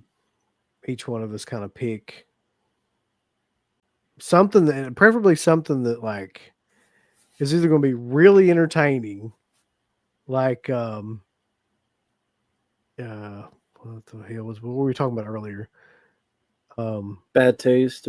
Bad taste that would make a great kind of commentary like that, or something that one of us hasn't seen. Is that, or maybe both of the other people haven't seen. Because I'm sure that a ton of action films that I haven't seen. Oh, definitely. I didn't know if you wanted to stick to horror because Dead Pit or? I don't really want to stick to horror, no. Okay. Hey, Just want to make sure. at this point, we're in November. I'd rather just do whatever the fuck. Gotcha. Okay. I'm gonna look in my category of action films and try to pitch something you guys haven't seen. Okay. So they're showing the fight rules. What are the fucking fight rules? I know the gloves are ridiculously large, so Jake Paul doesn't get murdered accidentally. I think the rounds are 2 minutes, which is kind of stupid, but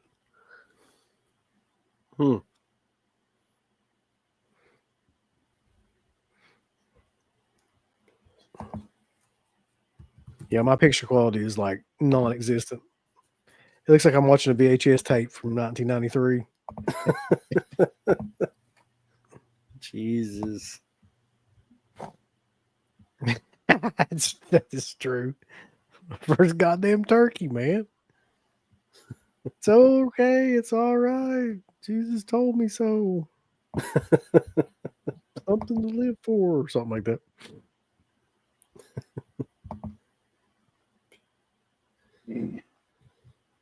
Jake Paul knocking out a bunch of jobbers.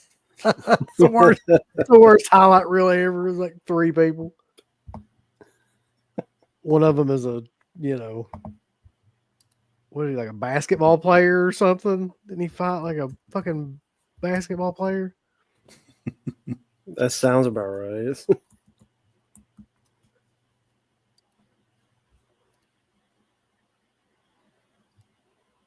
Where are you? I'm on the national anthem. They just started on mine. Right now, they're coming out on mine.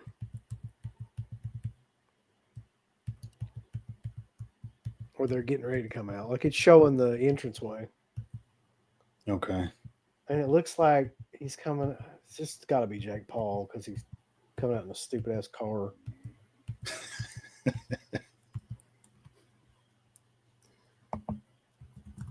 Oh my God, this guy. If there's ever anybody that I would love to see just get annihilated in an actual fight, it would be him. But I don't think it's ever going to happen.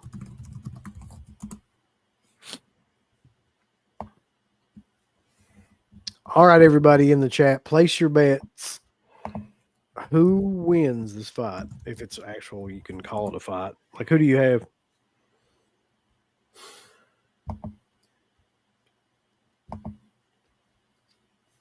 I keep thinking it's going to be a draw, but if it's legitimate, if I'm wrong or wrong, I'll go with Tyson because I don't want Jake Paul to win. if it's legitimate, but it could very well be like a draw or something. I don't know. He knocks out Logan Paul too for fun. Yeah.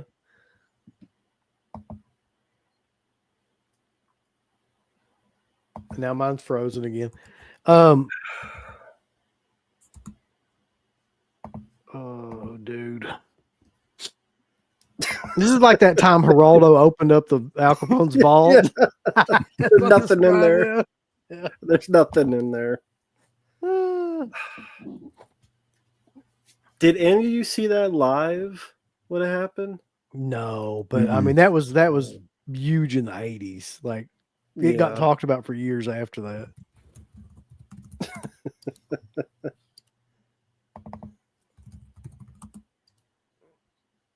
Netflix on Synapse servers tonight. That's not nice.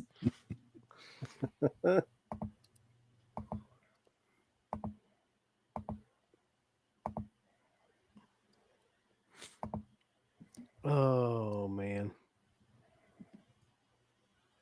What happened? Didn't they already do the tale of the tape? Why the fuck are we on this? They're trying to waste time because they know everything's fucking up. Yep. All it is. Like I'd love to watch it live, but it literally is freezing every 2 minutes. Yeah, mine's like every 30 seconds. No bullshit. Like it just keeps stopping. So I know this is a dumb question, How's he but coming out like wait, why is he coming out like Eddie Guerrero? Somebody puts. Remember when Guerrero used to come out in like the fucking car? The lowriders, yeah.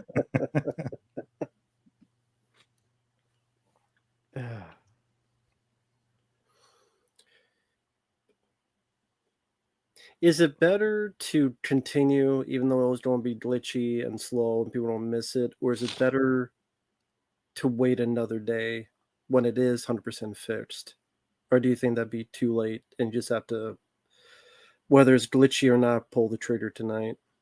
I guess you have to because everyone came in there, but I mean, if it's that, I don't know, if it's going to be that broken, there'll be a lot of people. Well, I guess I don't know. They're screwed no matter what they do. No, they're fucked, man. Yeah. Fucked. I mean, they already right now at this point are fucked. If the rest of it went completely flawlessly, they're going to be fucked. Like I'll just tell you, and it won't. So Yeah. I don't think I've seen anything this bad, and I couldn't even tell you, like in terms of like just a complete fuck up on an epic level. Right. It's been a long time. I'm kind of enjoying it in terms of just how much they're fucking this up.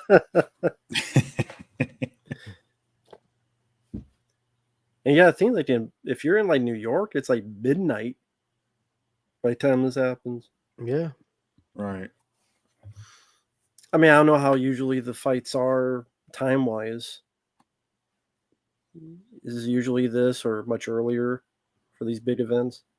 It's usually not this late, from what I can remember. It's been forever since I actually watched a pay-per-view fight, but it seems like to me it was always at like 9 or 10. It wasn't fucking 12 o'clock at night. I would think a lot of people just give up, be like, fuck yeah, I'll just watch it tomorrow and just not read what happens. That might be what some people do. Mm-hmm. I'll just find something online and watch it without being spoiled. And Yeah, Phantasm, Matt, you're way ahead of me. Like mine's like Paul just came out on mine. Like I can actually see the entranceway where Tyson's coming out, but like it's gonna freeze here in a minute. It ain't gonna fucking matter anyway. Phantasm must be like working with Netflix. They have some special router. It's like the only one that's flawless so far. He knows he got the hookup. He's hooked up to plutonium or something.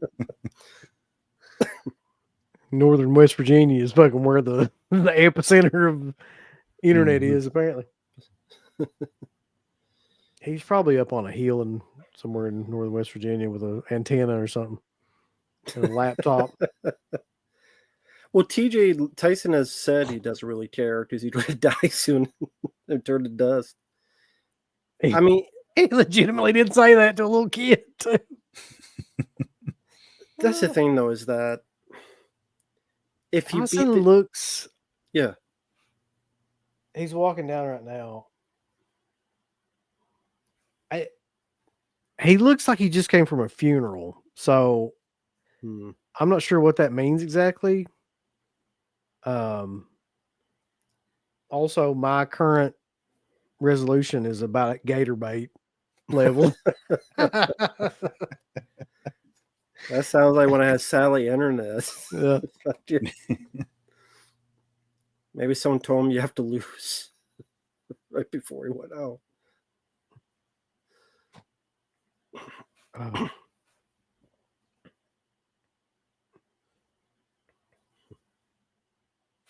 And it froze. Mm-hmm. Right when Tyson got in the fucking ring, it froze. Nobody's in the ring on mine. At least yours is at least ahead. So Tyson has got the black classic kind of outfit on. The black towel kind of shawl thing that he wore. Yeah. And he's just kind of bouncing around the ring. He looks like he wants to kill everyone, which is a good sign. Yeah. I mean, he legitimately fucking looks like he does not want to be there. So I don't know if that means he doesn't want to be there or if that means he's really going to kill him. Yeah, he's going to get it over with quick. Yeah.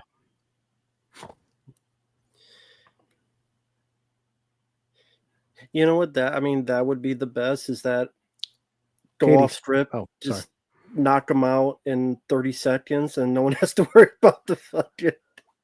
That's streaming true. anymore. I mean, yeah, that might be what they told him in the back. Kill his ass in like 15 seconds so we can get out of here. I'll tell you this, Netflix really did a good job positioning some of these ring crew, if you know what I mean. Mm-hmm. Jesus.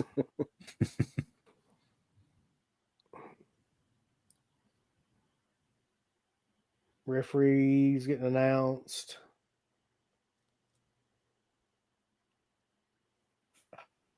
I don't know why I'm getting excited about this, because I know that nothing good's going to come out of this, but the idea of Right. Tyson, there's the small possibility Tyson loses his mind and kills this guy, makes this worth it. I think it's just the car crash mentality. What did happen to Michael Buffer? Is he alive? Shit, I don't even know. Bruce, his brother, is, because he does all the UFC stuff. But I can't remember the last time I saw Michael Buffer do anything.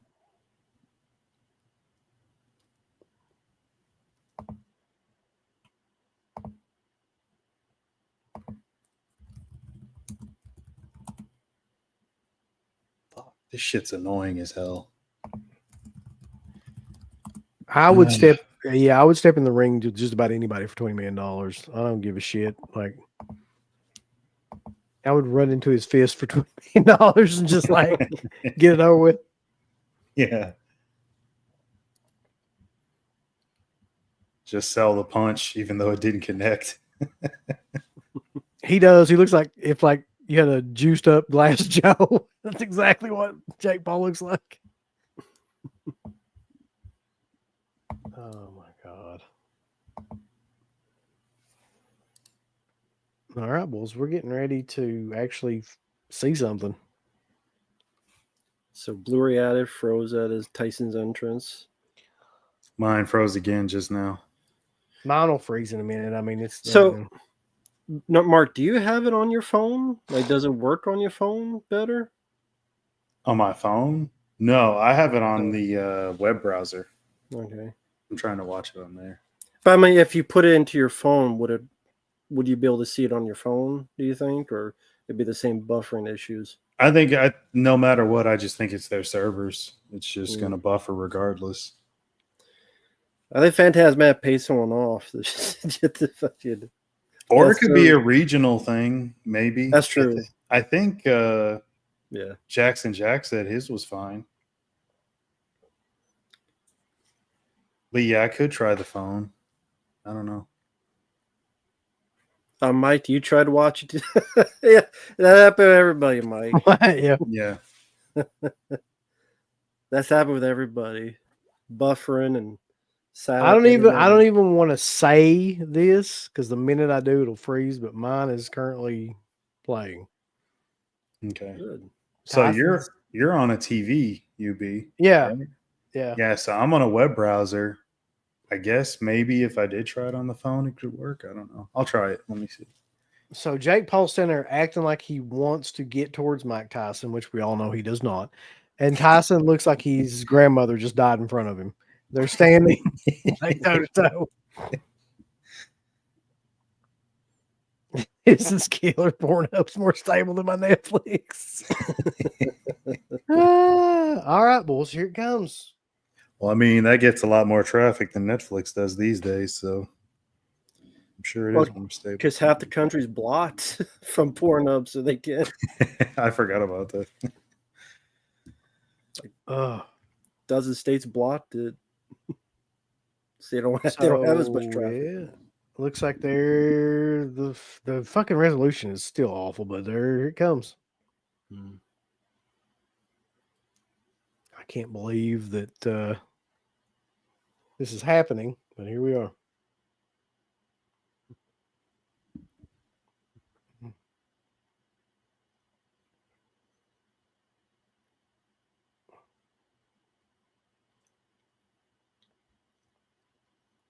It doesn't. I can already either One of two things, man. Either Tyson just looks really oh shit, no, he didn't right there. I was gonna say he looks really slow. But then he punched Jake Paul in the face, sent him flying back about 5 feet. So never mind. Saving his energy. Dude, you better fucking do something now. It's just kind of like jabs and feeling each other out and stuff. And now they're hugging and shit. Which is only 2-minute rounds. So, I mean, they don't have a lot of time to do anything. Jake Paul's backing up like crazy. Tyson's just kind of. Oh, Jesus. Yeah, Tyson may not have the fucking bullshit. May not have the stamina. I would think, how old is Tyson? 58. I mean, the thing about it is, if it was real, all he'd need to do is land one punch. But he's not really punching. And Jake Paul's just running away. He's literally like running. So I do kind of think it might not be fixed because Jake Paul's just running from like each ring post. And that from that figures. Oh my God. That figures. This is such horseshit that it makes me want to fucking punch my screen. I'm assuming the round is over with. I don't know. Because I can't get it to go live. So anyway, how about that Rumpelstiltskin release show? Hopefully they deliver in December. They better. No date.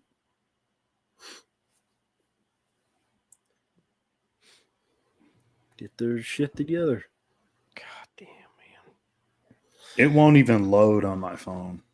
So Man, that's out. I'm not even going to waste my time. All right, so I see him in there. He's in the corner now. So that round's over with. Nothing happened. So nothing on your browser yet, Mark? I'm going back to it right now.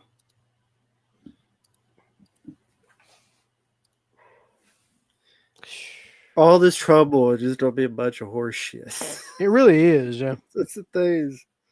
I give credit to you guys. You're hanging in there with hope. I'm like, I know there's gonna be a shit show, so I'm just taking myself out of the equation. The fight hasn't even started on mine on the browser. Well, now you get to watch it. It's fucking freezing every 10 seconds. Like I'll go out and refresh it and go back, and it will last for like 10 seconds, then freeze.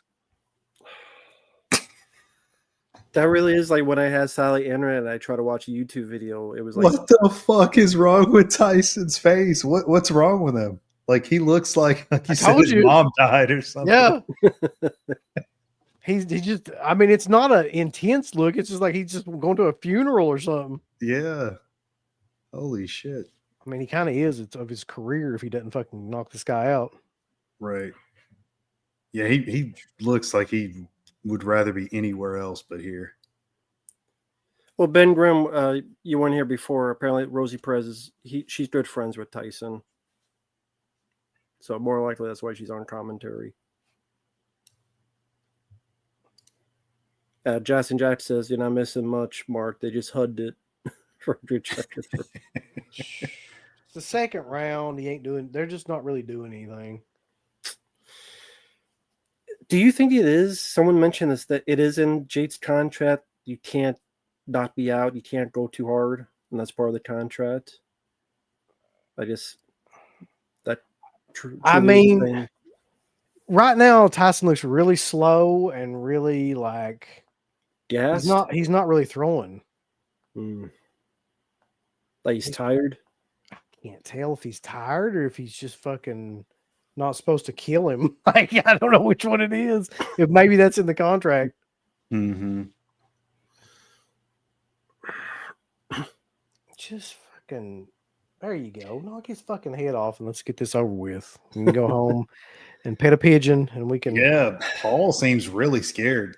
Like he's He's doing a lot of backing up. Yeah, he's just the whole thing is just him running away. Yeah, he's jabbing. on the ropes nonstop. And there's only 2 minutes, man. He can only run for so long. Mm-hmm. Tyson's footwork is really off too. Oh my God. There's a lot of hugging. It's like a damn family reunion or something. Family reunion. I'm serious. Like they just keep hugging. That's a great metaphor for this fight so far. Yeah, I mean, second round's almost over. So if this is fixed, could Jake be running like Logan would run in WWE, like as a heel, like the steered heel? If this is fixed? Chicken shit heel. Yeah. Yeah.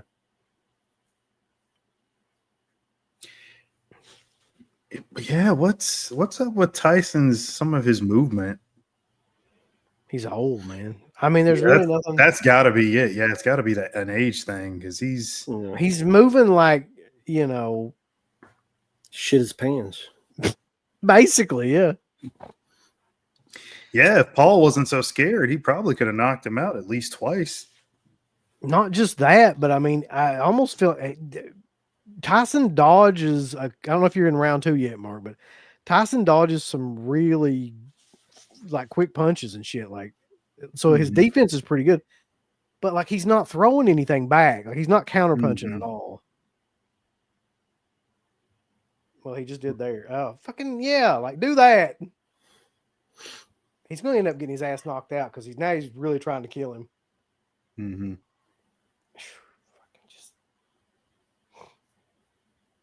I think at this point he's tired of fucking around, or like,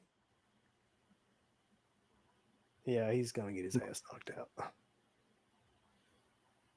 One of them is because now they're actually like fighting. Mm-hmm. Yeah, that was a good shot by Jake Paul. Yeah, that jab in the first round did not connect all the way. Tyson's getting ready to get knocked out.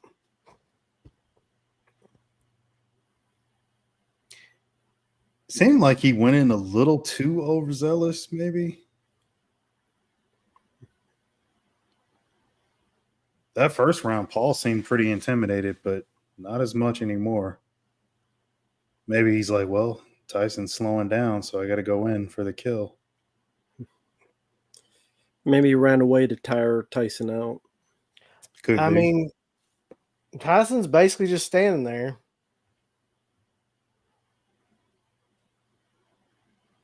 It's fucking sad to watch this fight, man. I didn't realize it would be this sad. Because Tyson's just looks very old, and he's just he's just a sitting duck for anything that Jake Paul wants to do at this point. I'm not surprised. Not surprised. He's not throwing anything of any significance. Too busy on show smoking weed.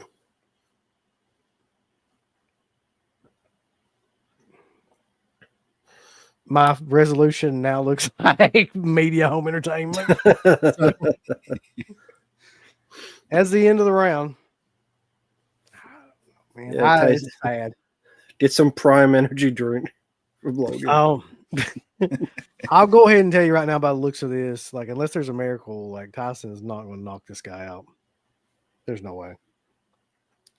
So do you think Jake will knock him out? Yeah. Yeah, I do. There's a good possibility, yeah.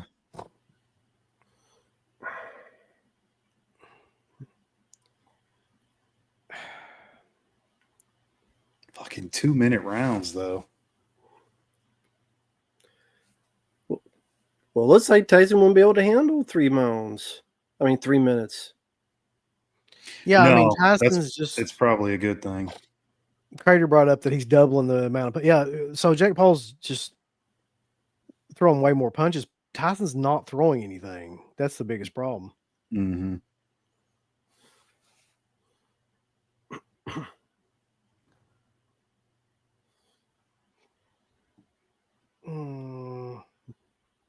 Dude, if I was Tyson at this point, I would just go straight towards him and just throw whatever he's got right at the beginning of the round because he's not going to last much Exactly. longer.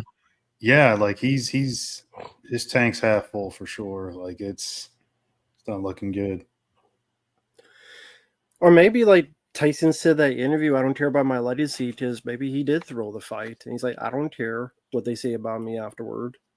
I don't give a shit. So if they say, oh, your husband, you lost, he's like, I don't care. I got the money. So maybe he's doing that on purpose. It's just like the beating of an elderly man. It's like I shouldn't be watching this. I'm kind of with you guys of being fixed if that's the case. He could just be like, yeah, I won't do much. And if I lose, I don't care. Maybe that's what he meant by not caring about his legacy. I'm honest to God, like wondering if it's not fixed because he's not throwing anything to the head really at all. Like I just don't see how he stands in there and like doesn't even try to throw anything to the head. I mean, isn't that what he's kind of known for or something? Yeah, I mean anything. Like there's no offense. Because he knows if he connects, the guy might go down and he'll lose what was agreed on. That's what I'm saying. Like it looks fixed. I'll tell you that. Yeah, it does. It seems like something's off here. Where there's smoke, there's fire.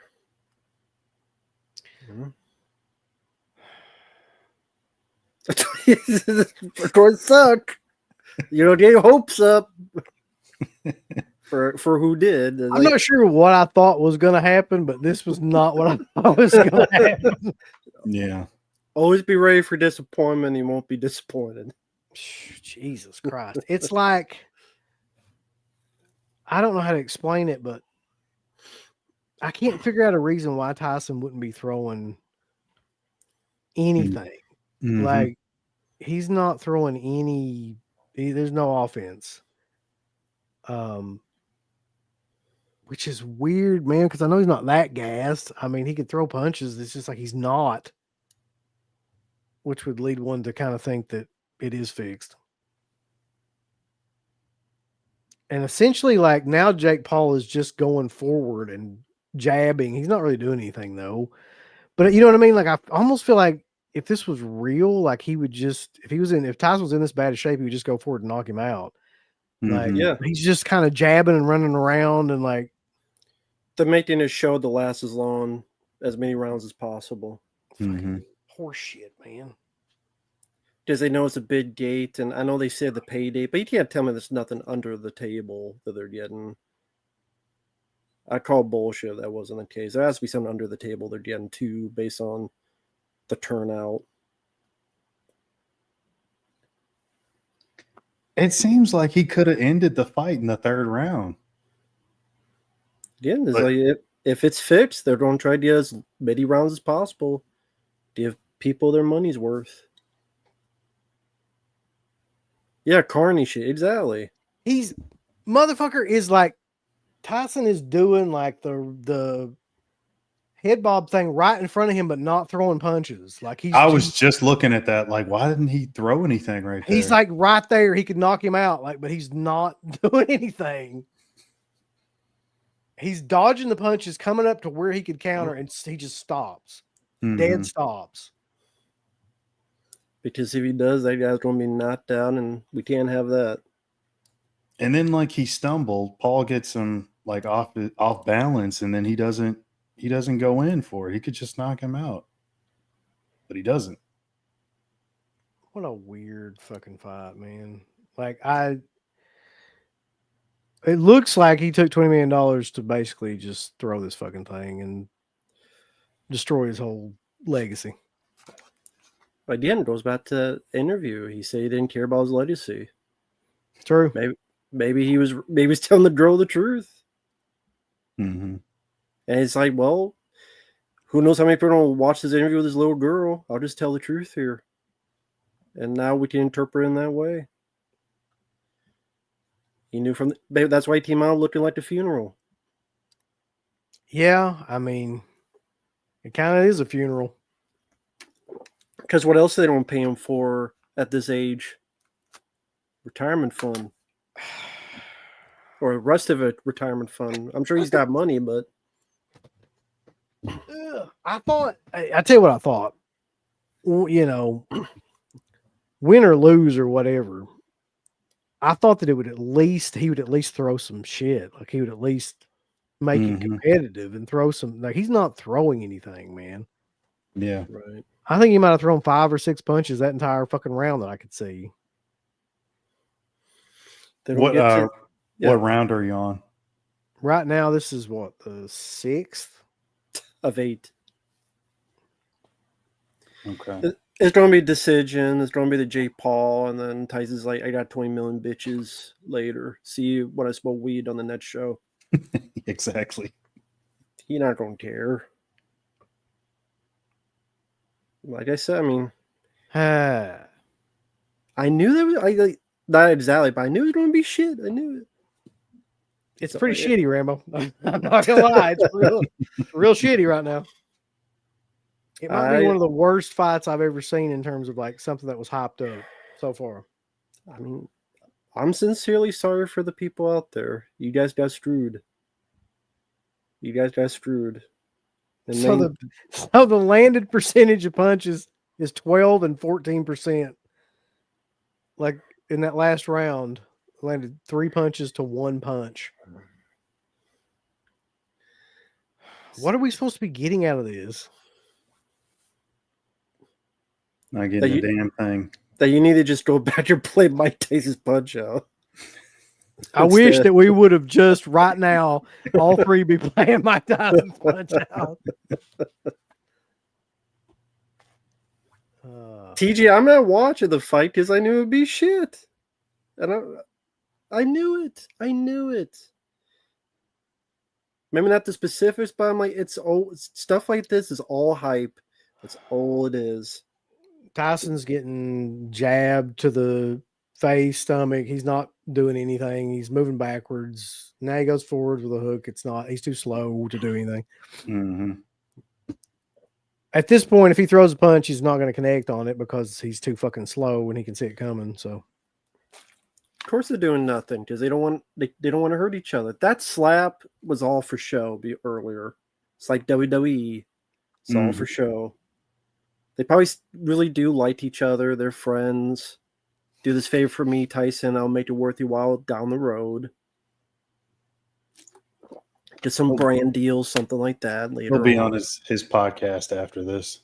Yeah. I'll get you some deals. You'll get some money down the road. Don't worry, bro. Maybe do a rematch. I would not be surprised. Just no matter how shitty it is, they'd always go worse. They could always go worse. So the commentators are like saying he doesn't have it anymore, but why is Jake Paul not capitalizing on that? So they're basically saying the same shit. That's what I said earlier. Yeah. And I'm going to answer that question for you because this is definitely fixed. Like, yeah, there's no way, man. If you ever had any questions if this fight was rigged or not, it's 100% rigged. Like, well, I'm asking you, when you watched boxing before, have you seen matches where you thought they were rigged as well? not Or like this is this. the first time? I mean, I've seen. No, I don't think I've ever seen anything like this where it's clear. Like, I mean, fucking Tyson got right through Paul's defense he dodged a punch, got right through his defense, and could like perfectly counter, and he just stopped. And he had to stop himself, and you could see it. I don't know, man. Like, I've never seen anything this blatantly fucking fixed. No. So for both of you, there's like no ever reason that this is legit. No. Not for me. There's no way. You too, Mark? Yeah, this is fucking, I don't know what you call this. Disaster. Like, it's the beating of an elderly man is what it is right now. Yeah, well, the light beating of an elderly boxer. I mean, it's not like Paul is doing anything to capitalize on it. He's just jabbing and running. You're in round 7, and there's 8 rounds, right? Yeah. It's going to be a decision. Jake's going to win. Looks that way. I said Tyson just for the hopes and giggles, but I knew it'd be shit. Yeah, Brock Lesnar hits harder in WWE matches with his elbows. I mean, so far that smack that Tyson landed on him, the fucking weigh-in is better than any punch he's landed this whole thing. See, that's what they need to do, play power slap. Maybe they should have done that instead. Oh, it's hard to watch. I would think because you grew up with the guy. Like you grew up, you got in the box. Well, I would say got in the boxing because of him. You talked about it before. And now you see what he chose to do. I'm not sure what the fuck he's doing though. He's not like it. It's some form of boxing, I guess. They asked for Rosie's opinion on commentary. She's like, she couldn't even put Tyson over. I mean, he's not doing anything anyway, so you can't really put over nothing.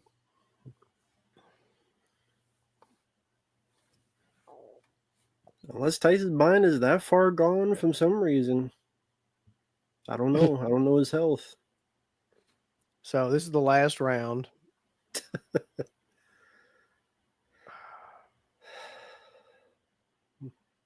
It's going to be another winner. So, Jake, you're right. Like, unless he knocks him out, like Jake Paul, I mean, Tyson ain't knocking out my grandmother right now, and she's been dead for about 15 years.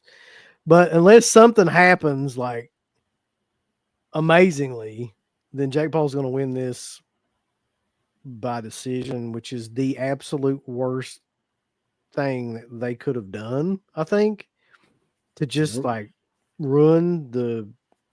I mean, somebody had to get knocked out in this fight, right? For this shit to continue, for people to continue to care about Jake Paul. But it's not about that. They already got your money, your views. That's all they need. But they still got to continue this circus somehow, right? If this just like... Why? Floyd Weather and Conor McGregor? That they did one fight, right? It ended. They moved on. That's all they need. That one big payday, all those views. Netflix is not our fault. We just showed it. Shitty, apparently. Well, barely showed it, apparently. Maybe they... Oh, sorry, go ahead. Just to give you an idea, right now, Tyson's getting his ass handed to him. Jake Paul's just beating the absolute living shit out of him, and Tyson's not doing anything.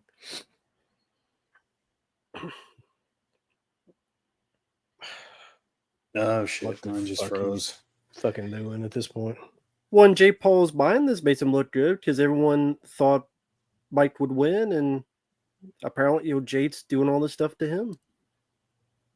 So he proved the haters wrong. That's going to be the mantra. I proved the haters wrong. I proved the doubters wrong. Fuck all you. This is him proving the haters wrong. You need to do that in any way you can.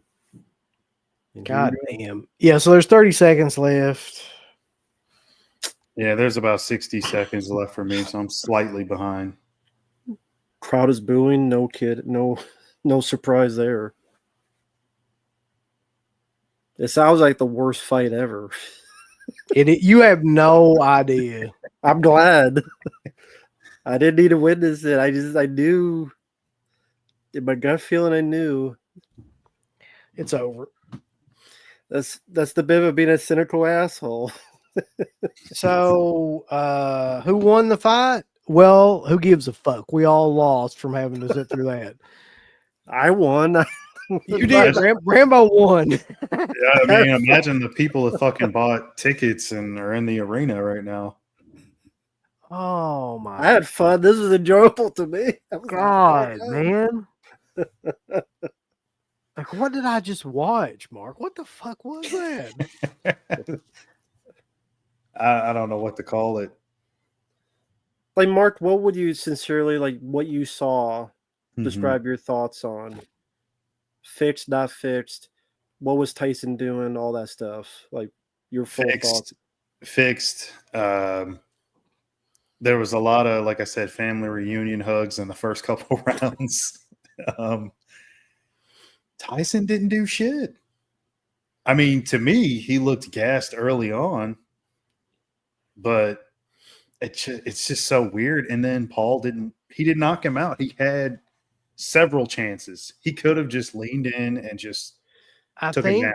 honest to God, I think it was the same thing like Roy Jones Jr. was saying, where it was like there was some sort of agreement, maybe not like in the contracts or anything like that, but some sort of agreement between those two guys, like, hey, let's go out there and fuck around and like make it look good, but don't really hurt either one of us. Like, yeah, we won't hurt. They're friends in real life. That slap was all for show. Listen, you don't knock me out, I don't knock you out. I'll make you look good. You win. I don't care about my legacy. We both get paid. They don't give a fuck about you. They don't.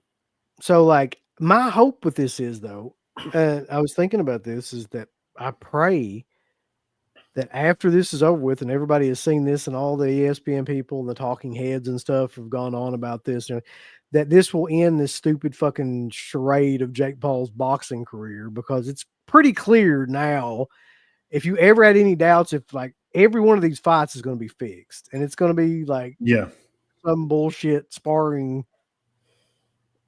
Even if they say it's not, it is. Like, it's going to be this, which is...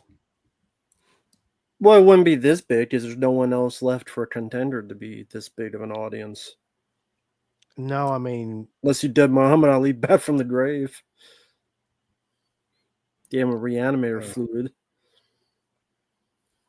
It's like it was like a it reminded me of like if they had done a WWE like boxing match. Except it was scripted, you know what I mean, instead of brawl for all. You know what this is? It's the first Goldberg versus Brock. Yeah, they both didn't do anything to each other. The crowd booed. It was a to me, it's shit. It's the Rock Cena match. Remember, they hyped it for a year, and then they got in there, and then they didn't do shit. I thought they both sucked. That match was fucking boring as all hell. I could care less about anything. I'd watch the fucking Divas match over that main event. It was horrible. It's the same thing.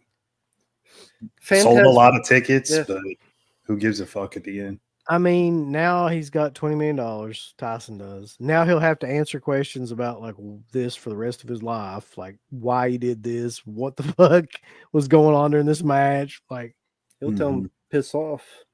It's just so... I don't understand it, man. Phantasm Jake, he did it for he got the money, and now he can say, I proved you haters wrong. And he'll deny it every bit of fixed or anything. And you said I did not doubt. You said I'd be destroyed. I wasn't. It's an ego. Enough ego to rule the world. That's why a lot of these people do it. They're buddies. They're friends. We fooled you all. Troll your asses. He don't have to prove anything. He don't like you, Phantasm. Jake Paul don't like any of you. He likes himself, maybe his brother, and the guy in the mirror. He don't give a shit. He's rich. He proved the haters wrong. He'll take that to his grave in his own deluded mind. Fuck Jake it's Paul. almost... It reminds me of like like a spoiled rich kid that paid one of the best boxers of all time to lose to him. Richie Rich. That's exactly what it was. Yeah. So he could forever like say that now. Like, I mean, how rich is Jake Paul?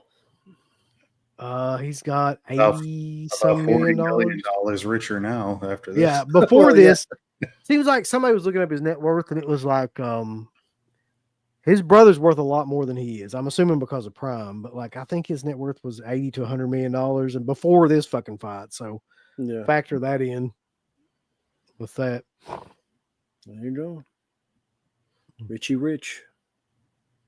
Big Money Mark won. So what have we gained? What have we all gained here tonight from this fight? Amusement. I mean, when are the fans gonna start to catch on that this is all fucking gimmick and there's funny. payoff? It's funny that you say that because I say the same things about conventions. It's like, when are the fans gonna catch on that like this is bullshit? And they never fucking do. So I'm guessing probably never. And And much like the conventions, the name will be enough to draw the fan. Yeah. And that's all you really need. Because they're hoping this time it'll be different. They'll Yeah. hope this time it must be different. It's got to be different. It's got to be better. They never think it'll be worse. And many times it becomes worse. Mm-hmm. So that's what they go through their head. Like, you expected, Uncle Bill, you expected not a whole lot. It was way worse. Yeah, I mean, I don't think even in my wildest or anybody's wildest man, you could There you imagine go. it being that fucking bad. Mm-hmm. Like it was just like he wasn't doing anything. Like he wasn't throwing any punches, and he was just kind of walking around. And what's even weirder though, and what 100% confirms that it's fixed to me is that even with that, Jake Paul wasn't really trying to knock him out. Exactly. Like he was just kind of jabbing and running around, and it's just horseshit, man. Mm-hmm. Mm-hmm. Because they're secretly buddies. Yeah, I mean, it looks better that he went all 8 rounds. I mean, at least in his mind, he's like, we went 8 rounds. I mean, I did knock him out, but I won the fight. So now I got that under my belt. That's an accolade for me.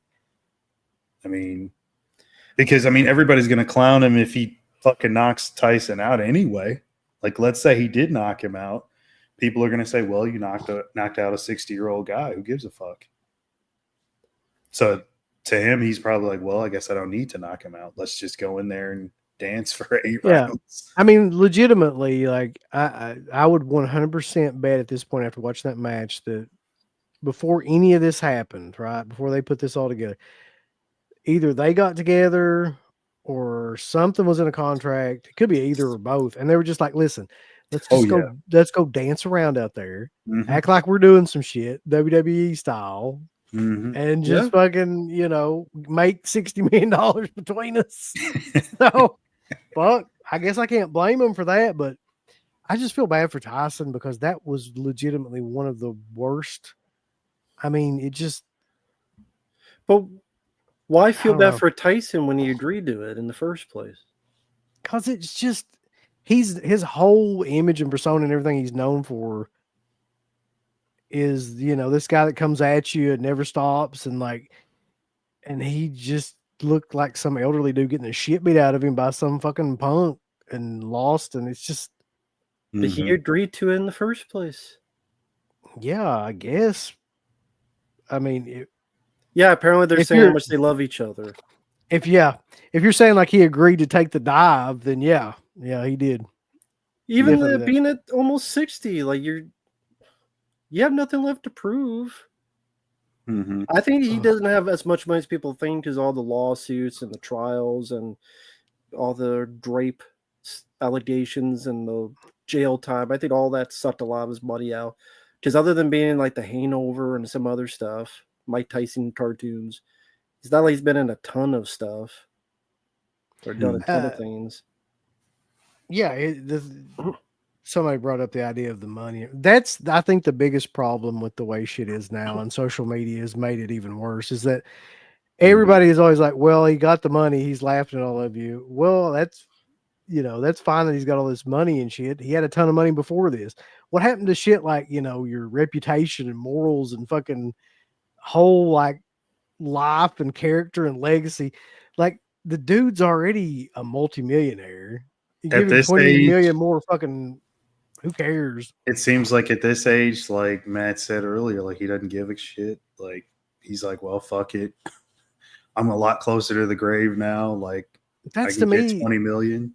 That to me is a bigger problem than anything, though. If people are just running around like money is the only fucking thing that matters, and like, there's nothing else. Like, that's a sad statement on any fucking thing going on right now. Mm-hmm.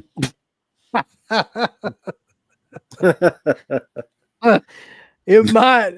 I've actually seen like gas station parking lot fights that were better than that fight. No shit. Yeah, I believe you. Yeah, Buster Douglas come back. He was a rebound, baby. I don't know. By the way, it sounds like West could beat Tyson up. anybody could have beat Tyson. He didn't do anything. Like, God damn it. Like, I could just stand there with my hands behind my back, you know, and like, Mhm. I don't know. It, Man says, man. what'd he say? The Jankum. Took Jacob for the fight, yeah. Well, all yeah, this I is mean, on. Yeah, go ahead. I see. Here's the thing. I know this is true. We all Right. know. We all know this is true. We all know the guy's full of shit, and he just does things for attention, and he's trying to validate himself somehow or another because him and his brother in some sort of fucking death feud with one another to see who can be more popular. But I just hate that they roped Tyson's ass into this. Like, if that was what that was going to be, I hate it. I really do. Like, I don't give a fuck about whether or not it's for money or whatever. Like, it's just like, I don't understand that mindset. And that if that, you know, it was definitely fixed. And if that's what Tyson wants to do at the end of his career, then I don't know. I mean, it's not like Tyson had the best judgment anyway throughout his career. Yeah, Right, yeah. Look at Don Team. Mhm. But I don't trust any of these motherfuckers, so I'm not surprised one single bit. This is par for the course with my. Like I said, the only hope I have from this fight is that it's so clearly fucking rigged. Mhm. Like, they didn't even do a good job of attempting to make it look like it wasn't fixed, that like maybe people will stop listening to Jake Paul with this shit. But I don't even know about that. Demon Dave cannot be bought. Crater, we put up a better fight. 60. Yep. An Iron Man match. Guarantee it would be better than any of that. But I don't want to fight Mark. Well, yeah, hey, we're friends, and then we'll fix it. Better fight. Yeah, I mean that's a lot of the guys in the business are friends, and they have We'll Iron Man matches and all sorts of crazy shit. We'll have a better fixed fight than that. Does anybody know, or curiosity, like how much were ringside seats? Oh shit, I have no idea. Because I would like to, because if you, oh my God, dude, that would be brutal to pay.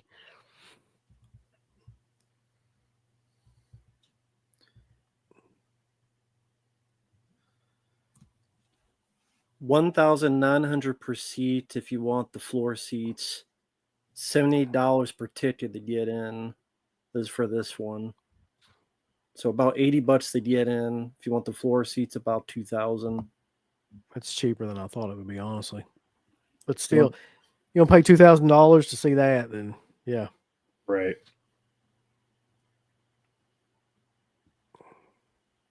I like the fight odds. Paul win minus 190. Tyson win plus 185. All they had to do was put a fucking bet. Fuck. He 100% would have, yeah.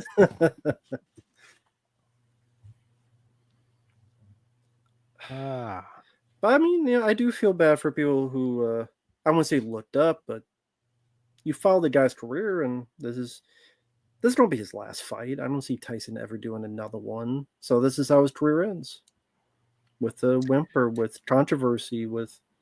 Shit, I don't know. I mean, if he's willing to take the money for this, what happens in another 2 years when he is officially 60 and he wants more money? See, this is a good point. The fact you could bet on this shit, like, it is like betting on WWE. Like, yeah, you could 100% make a fortune. Like, and that's why those odds were set like that too, because I mean, pretty clearly it's fixed. Mm-hmm. That's true, Trader. People probably did leave, and that's why. That's exactly. That's exactly. I was what thinking happened. that too. Yeah, that's why it got like better. Yeah, Everybody just got tired of it. Did the stream, when you watch it, was there a time it started working more consistently with better quality? yeah. Actually, It only froze like once, maybe twice during the whole fight. I'm not joking though. After the third round or fourth round, it Third. stopped freezing up at all for me. So Okay. I'm assuming seriously that a bunch of people like figured out pretty quick what that fight was going to be like, and we're just Mhm. like, "Fuck this." Yeah, for when you said based on the first three, a lot of hugging. Nah, there's no Yeah. point in watching this. Oh man. Well, that's interesting. I mean, I guess Muhammad Ali did fight Antonio Inoki, right? That happened. Yeah. So it's like other boxers have definitely taken part in weird fixed shit, but Mm-hmm. How did that fight end? Ali versus Inoki. Was that a You draw know, as well? I don't know how that ended. I can't even remember. I've only seen it once, and that was a while ago.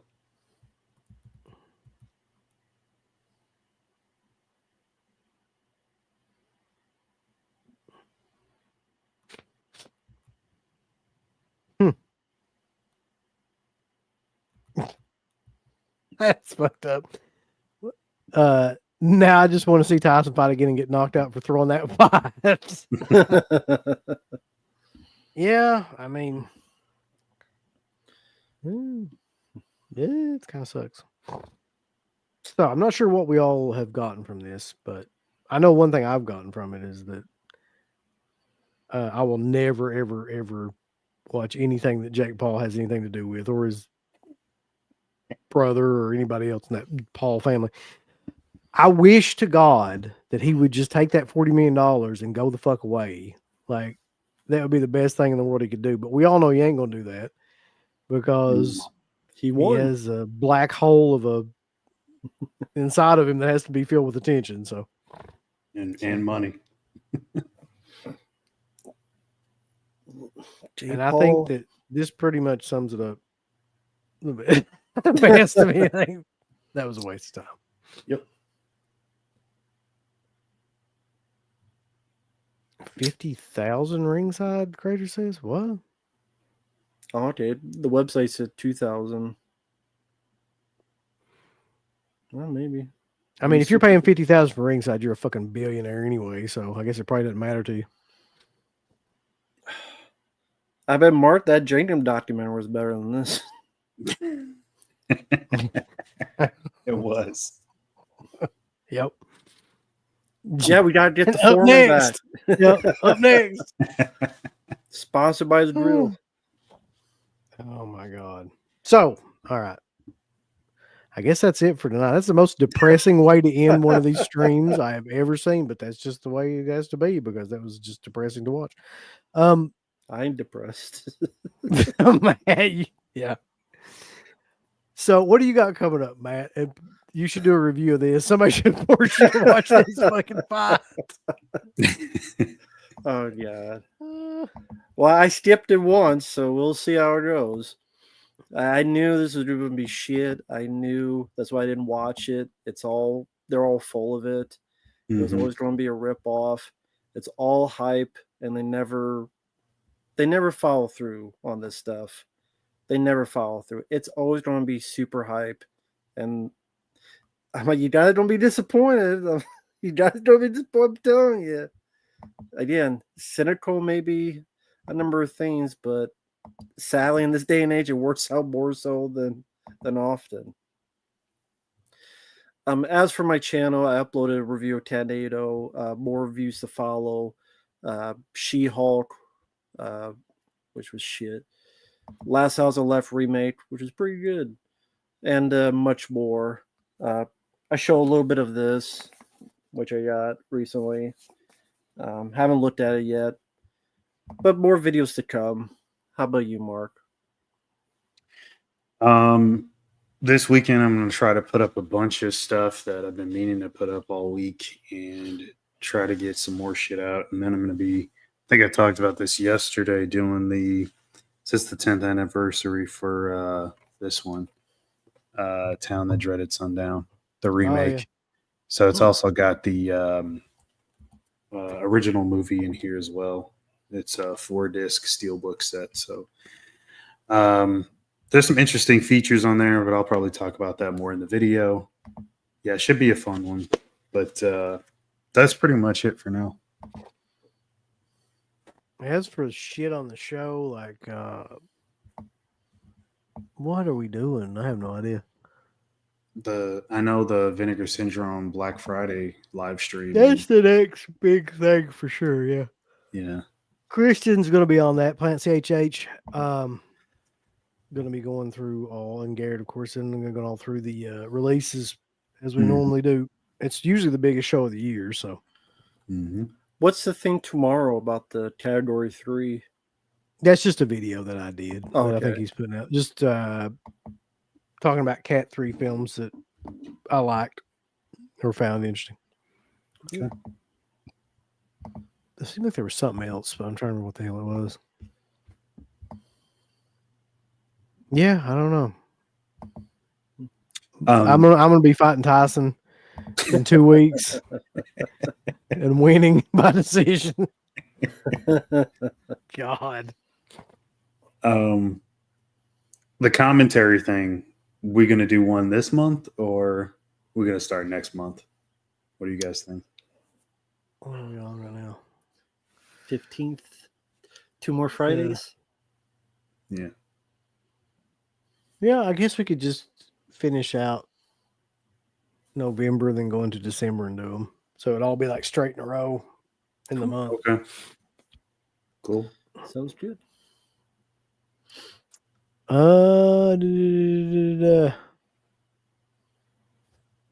That's some of these comments. He's gonna fight Tiger Woods next.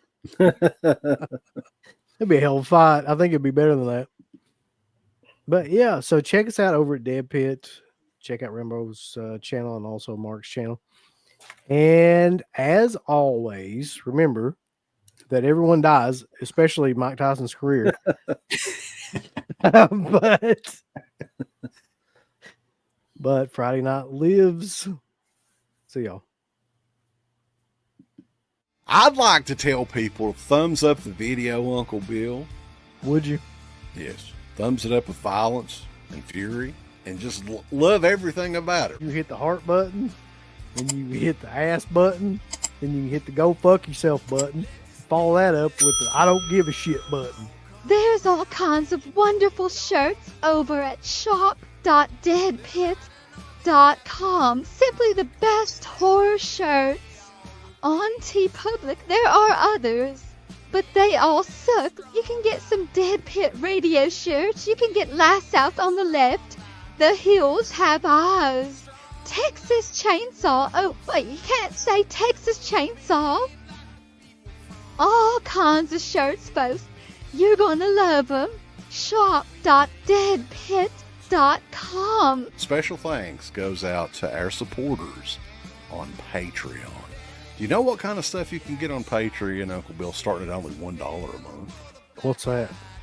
Access to every Dead Pit show since 2005. We got almost 200 fan commentaries that we've done over the decades. We have a literal jukebox full of songs and thousands of reviews. I don't even know how many shows are up on there now that we've done over the years. Hundreds of thousands.